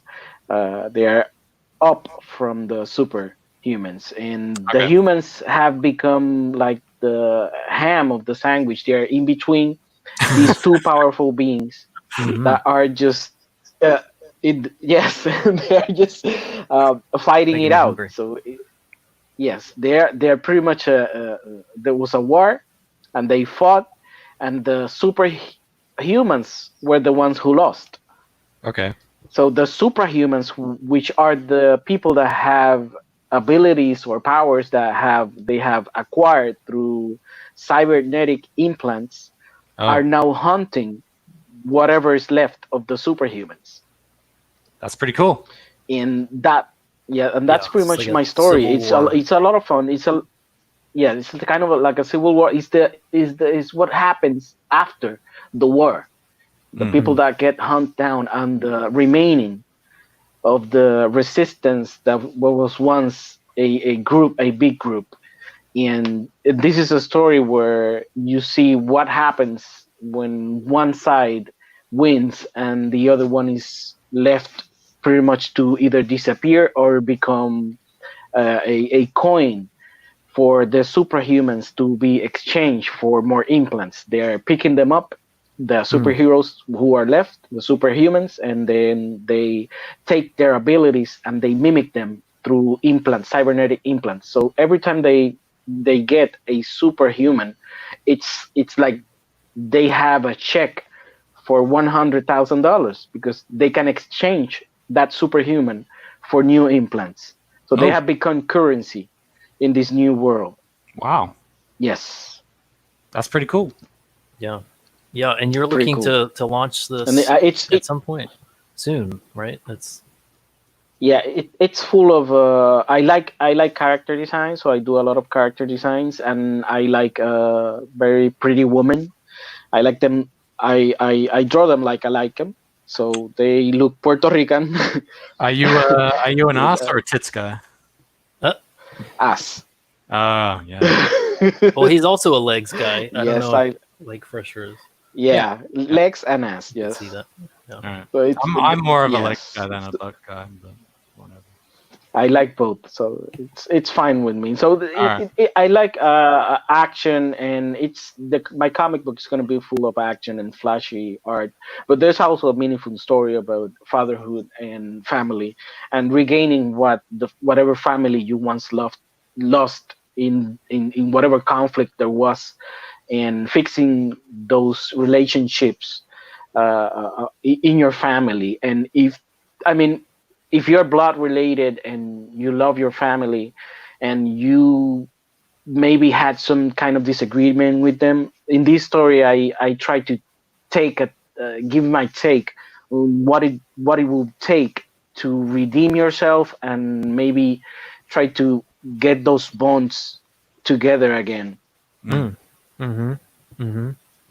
Yes. Yeah, broken Sounds like- families finding hope in a future in the midst of a bleak situation. Yes. Very, very, Exactly. very good message, I think. Very good Yeah. message. And KYRIE, Exiles, and Wasteland is doing well too, in part because Cass drew an amazing poster for Oh, me. wow. Look at that.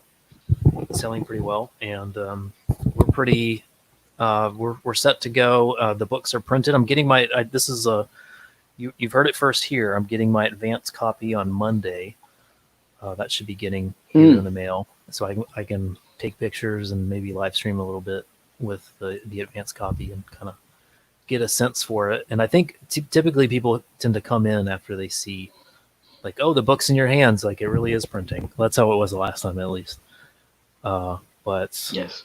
and then I think we're second going to one be you mean. fulfilling in it looks like late September, early October. So we're right on track. We estimated October. They told us September, and then it turns out the ports are busy. We're printing in Korea, so it takes a little bit of time. I But, was actually we're going to be on time. I'm curious about that. So printing into Korea, like, don't you have to pay extra to get it shipped back over here, or like how are you doing that? Yeah.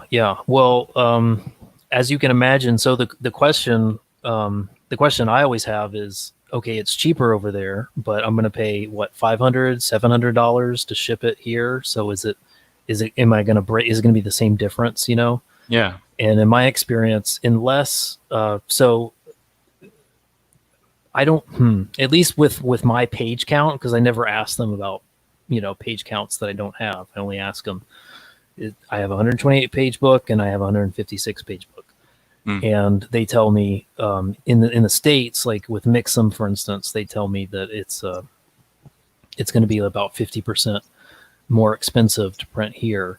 And they have less options. Like I can't do laminate on the inside and outside cover with a nice, there's a map I have that I print on the inside cover, and I do these like folded in edges, kind of like a hardcover book that has the what do you call it? Like the sleeve sort of thing. I try to like imitate a sleeve, and I do spot gloss and stuff like this. And Mixum was saying, "Oh, we can't do spot gloss right now. It's just not in the cards." So for some reason, they were having trouble where Korea wasn't, and it was significantly cheaper in Korea for the same quality product, and the $500 it costs to ship it here would still make it cheaper. So if you can factor in the 2 months month and a half it takes to ship over here, which really sucks because it's just like waiting. Which I'm gonna take that time to just draw original art for some of these bonus tiers. Like international backers are getting a drawing from me, and some other special people who were like top referrers and stuff like that. So I'm just going to be doodling while I wait. And also, it also gives you time to like kind of plan out your fulfillment. So I spent that time, just trying to figure out like all my swag, get all that bought, get all the stickers, get all the, figure out. Cass and I went in together on a Cricut device, which like cuts out. It's kind of like does like, it's like a router for stickers and flat swag.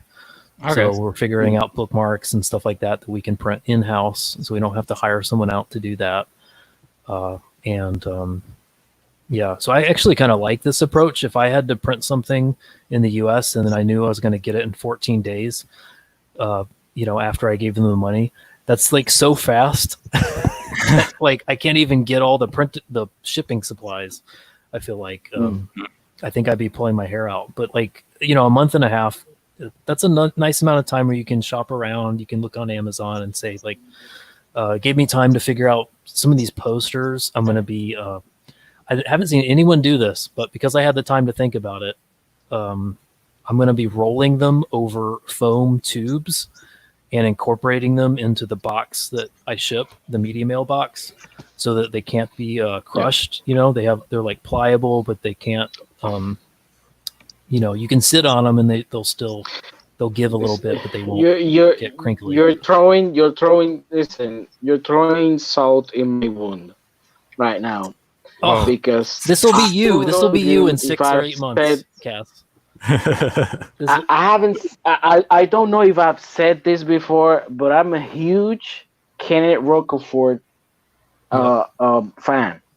I buy almost everything that he does. I'm a huge fan.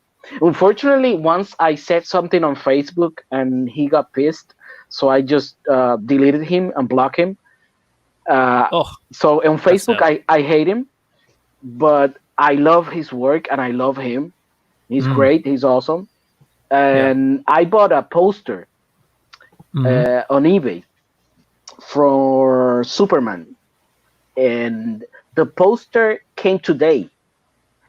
It cost me $20. Nice. I was waiting for it for like almost 2 weeks. I was pretty excited about the poster. Oh. And I got the message that it was going to be delivered today. So I was that's that poster, that one right there, like the Superman. Always looking out for you. That one. Oh wow, yeah. Yes. So I was. Oh my God, I love it. So I was really, really excited. I was like a kid in Christmas, just waiting for the mailman to deliver my poster. And it was a little bit rainy. It was a little bit cloudy, a little bit rainy. Foreshadowing. I was like, oh man. Yep. Yeah, but I was like, I'm just gonna wait here, close to the door, to get my poster. And the mailman, the mailman, he just came in. I saw him. I was almost opening the door to get my poster, and I saw the mailman throw the box in the floor, in the water. Just like nothing, and he just kept walking to the car, and he left. I was like, wait a minute, that's not my poster, right? And I'm telling you, I went running. I got it. It was a little bit wet, the box, but it was all right. Nothing happened, and then I saw the other side of the box. Oh no! Completely crushed. Completely crushed. Like they put a big box on top of it.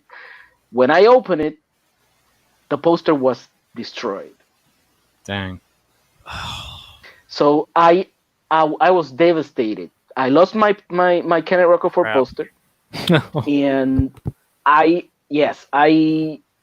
feel you, and I appreciate what you do for your customers. Well, you know what? Next time, just ship it to me, and then I'll ship it to you wrapped in foam with a this bubble wrap. This is something to look into. You take I don't know care. That's one of the things that I wanted to mention.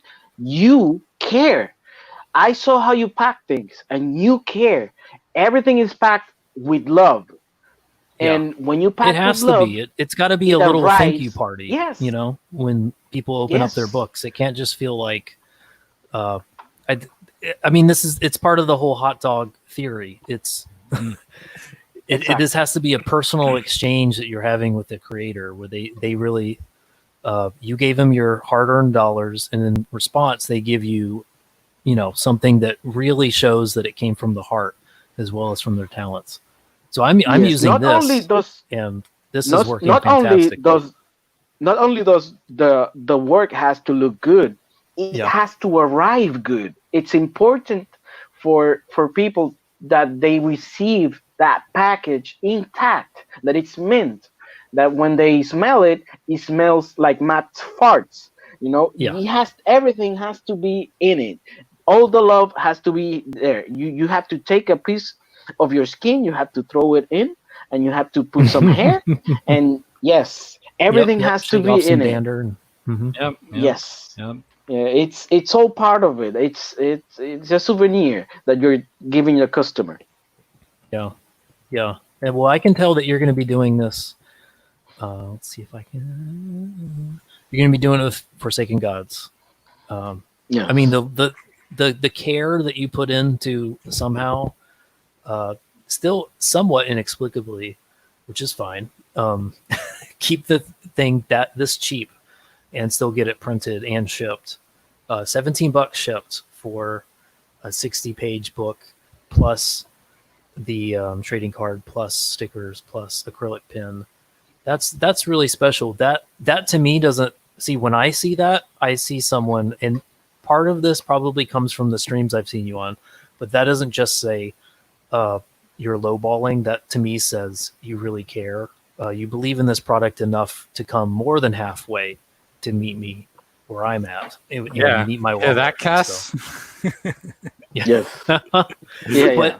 But I still get but you know, Fresher, that Yes. you're worth more than this. Yes. And so I know that when you fulfill successfully and you demonstrate, you know, people can kick your tires and they can understand that you can also walk the walk and not just talk the talk, that you'll be able to, and you'll be confidently charging more than this for future projects, maybe even future issues of Forsaken Gods. And I think people, and I really do mean this, like I think most people by now are used to spending $20 on something, at least $20 on something around this. Well, the other thing is, I'm competing against how many other campaigns in Comicsgate? Yeah, more famous people, and more so famous people. You're thinking, if I make it cheap, that gives me an edge. Well, I'm in the same boat. Yeah, I need to offer an incentive. Like they're like, Yeah. well, I could go That's for your this edge. famous person for $20, or maybe this unknown for 15. Yeah. And if it's 15, there's an element of less risk there, you know, because let's be honest, crowdfunding doesn't have the best track record. We've heard those stories of people who've just taken the money and run. Yeah. And it just makes it harder for everybody else further down the line. So and there'll be more of those people too, I'm sure. Every year there'll be a dozen campaigns. Yeah. But for every one of them, there will be 12 like you and us that will fulfill, and we will take care of the customer. So that's right. Yeah. Even if one of them does it, be assured that more of us, there are more good people, there are more good artists that are willing to sacrifice and to give a good product at a good price than there are bad people just taking the money and running away. Yep. Yeah, we're here because we care, and we create because we care, we fulfill because we care. And we have to, making a campaign is actually just the first step of demonstrating that. But yeah, you know what you're doing. And it's been really fun. Well, you don't, but neither do we, I guess. So it's fun. I'm really appreciate.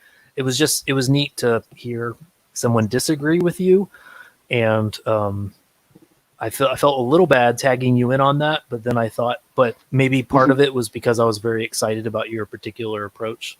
But I'm glad we can push. Click the comments thing there. Click that. Oh, see, do we got a comments there? And no, in the on the campaign page. Yeah. See where it says comments and two? By the way, you need to be doing updates. You need to show. Yes, I know. I gotta do that. People would like that. Yeah. But look at this. Look at this great customer service that I'm performing. Yeah. See, and what are people saying? They're saying, I saw you on a stream. Yeah. I got a sense of who you were, and so now I know that what you're making is valuable. Oh, look at that. But look, New Zealand, poor guy. Yeah. Look at these replies. He's like, love New Zealand. Yeah, Kiwis are great. Yep. I feel bad that I can't get you this book, but cheers. Yeah.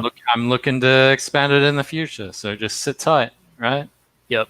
You're doing it. See that, Cass? That's customer service. I hope we can continue doing that customer service. Yes. That's great. Doing that. More of it. Yeah. Yeah. More of it. Yes. Yeah. We're gonna do it. And Graham Nolan backed it. of all people. So, Oh, that's right. Yeah, that name sounds familiar. yeah, he's like a legend in comics, isn't he? That's wonderful. He saw Yeah. you with Clint. Yes. Yeah, that's right. Wow. Oh, And this one. We got to this get on one's gonna- Clint's stream. yeah, Clint's stream is if you can get on his stream, do it because it's such a fun stream. It's like the most fun I've ever had on a stream. It's just so chill. It's just like it's really got a sense of just everyone just hanging out, having drinks, and just shooting Yeah. shit. Yeah, Oh, that's beautiful. yeah. Sorry, Cass, you were gonna say? No, I was gonna say that this is your first founded one. I hope you can join us on your third one, founded project. Sure. Yeah. So Yeah. it's Remember gonna the be little more. people. Yes, remember that this is like I told you, it's gonna change for you. And I know you had one campaign that it was pretty much this one that you didn't found it. Technically, I had 3 campaigns before this one. So just move it aside. The road changed for you, and it's a long road. So this one's got founded. The next ones are going to be found if the product arrives and people like it, which I'm sure they're gonna like it. They're gonna come back because at least the people that are in Comicsgate, they tend to come back and they invite friends. That's the thing. When you like something, when you like a restaurant, you always say, I'm going to go get my friends because I like this food so much that I want to bring somebody so they can experience what I experienced. Well, I think that's probably the smartest and most awesome thing that you have said in this whole streamcast, and I 100% agree with you. Yes, thank you very much. At least one thing. I love it. Yeah. Beautiful. We'll wrap it up here. We've just about hit the 2-hour mark. And nearly 2 hours. Wow. It's very generous of your Friday to hang out with us. I mean, it's very generous of you to have me on. I really appreciate it. I appreciate anyone who has me on their stream because, let's be honest, they don't know me anything. So just the fact that someone is willing to invite me on is a great honor for me, I think. I feel honored to be on other people's streams. Yeah. Yeah. Well, just welcome, keep on keeping on and give me an update because I'm waiting pins and needles in my I'm watching my email. What should I put in that update tab? Like, hey, we're 73% funded. Hooray. Yes. Always Yes. like the quickest way to ensure that a campaign struggles is to indicate in your updates that you believe your campaign is struggling. Like every percentage point has to be felt like as a success, not like a well. I think actually, you know what I should do? I should do an update saying that July 31st, like the prices are going to be swapped out. I should probably definitely do that. I told you guys that just before, right? You remember? Maybe I was on this very stream. I told you. Are you serious? Yes. You forgot already? I should bring it up. I'll bring it up and then we'll rewind. No. Yeah. All right, I'll say it again. July 31st. All those tiers that you're seeing, the only tier that's going to stay the same is the feature tier, but the other 2 tiers, the discount is going to disappear, and it's going to be the standard prices of like $20 with standard shipping, like $5, et cetera, et cetera. So if you want a deal, get it now. You have, I think, 8 or 7 days left. I did say this during this stream. I said it.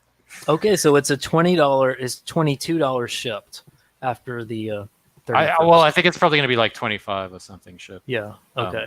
So now you're back. Now you're in the world that we understand. Well, this is what I meant when I said that I'm trying to generate incentives for people to get on board.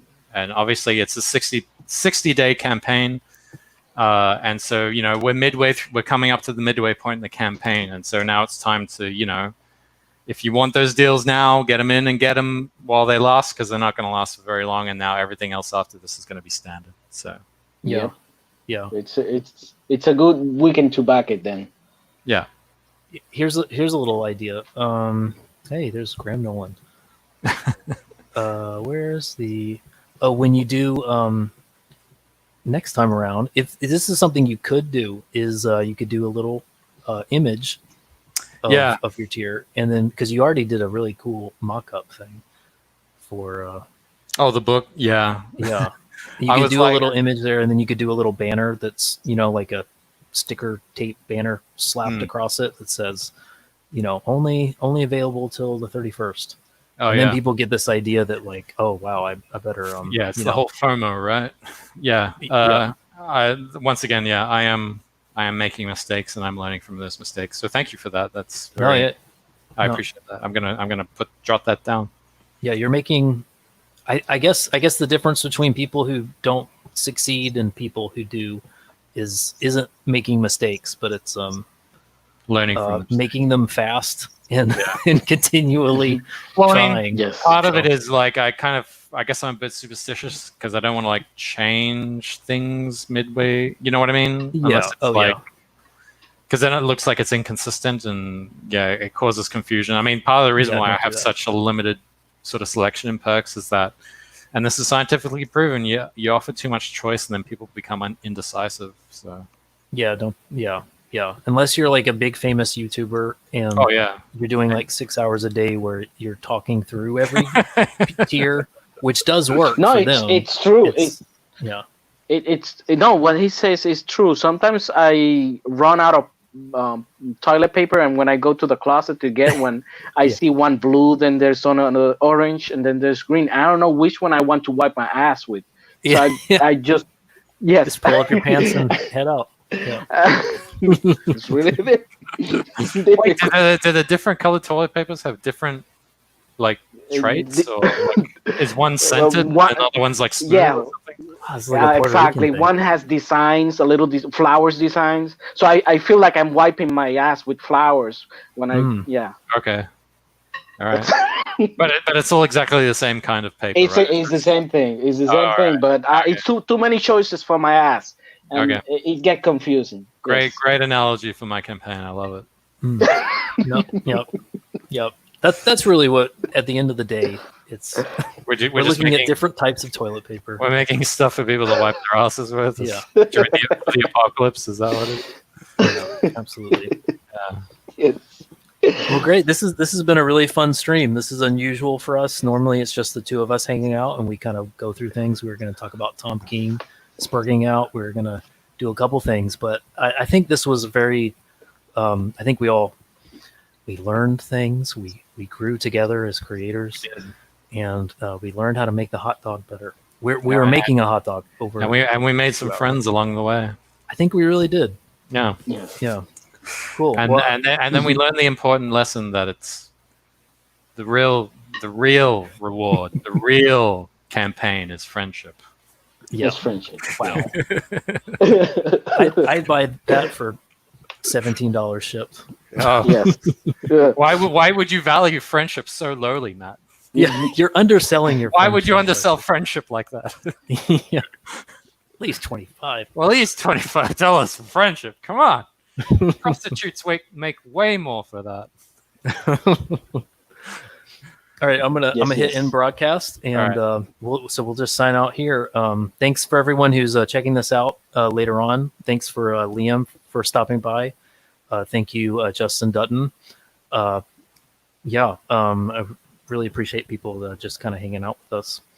Yeah, exactly. And yep, thank you, Fresher. It's been a pleasure. I've been wanting to say hi to you. I really appreciate your the show that you were doing for a bit, and I think Oh, the Fresher streams? everyone goes in and out, and so Yeah. I completely understand. But I mean, yeah, I don't know. I guess I just got burnt out. Like, yeah, I guess my understanding of it is like most people have $10 worth of brain power, and I only seem to have 5. So yeah. it is what it is. So Oh, that's fine. maybe it'll Focus come on back. your Yeah, Spend that $5 on your book, and exactly. yeah, entirely All right. understandable. Well, and thank you for having me on. Yes, I know I said that before, but thank you very much. No, please, yeah. Yeah, you're welcome. Yeah. So yeah, on Cass, thanks. I'm so glad we can start this up again. We're going to be doing this Yes. every. Yes, normally I we do bring it every up Monday. the spice. I have to be here because I'm the spice for this thing. Oh my Not gosh! everyone has to be friends. I'm always gonna go to the contrary. So Oh, we yeah. have to No, have. you know how to do it. Yes, Yep. I have to do it. Somebody has I'm way to do too it. white bread, so this is good. It's gonna be me. It's always gonna be me. So I'm here to bring the discord. All right. Yes. Yeah. Cool. So we'll be doing this once a week. Maybe we'll do it every Friday. We're not sure, but We're not sure yet. tune in to us. It's Matt at Matt Krotz on Twitter and at XXDcast XX. Dcast. Very man, takes me back to like my AOL chat room days, reading your Twitter handle. But cool, you guys, we all survived till Friday successfully. We did it. Just reminding y'all. Yep. So, yep. Have a good week. See you on the next one. Flat Earth is real.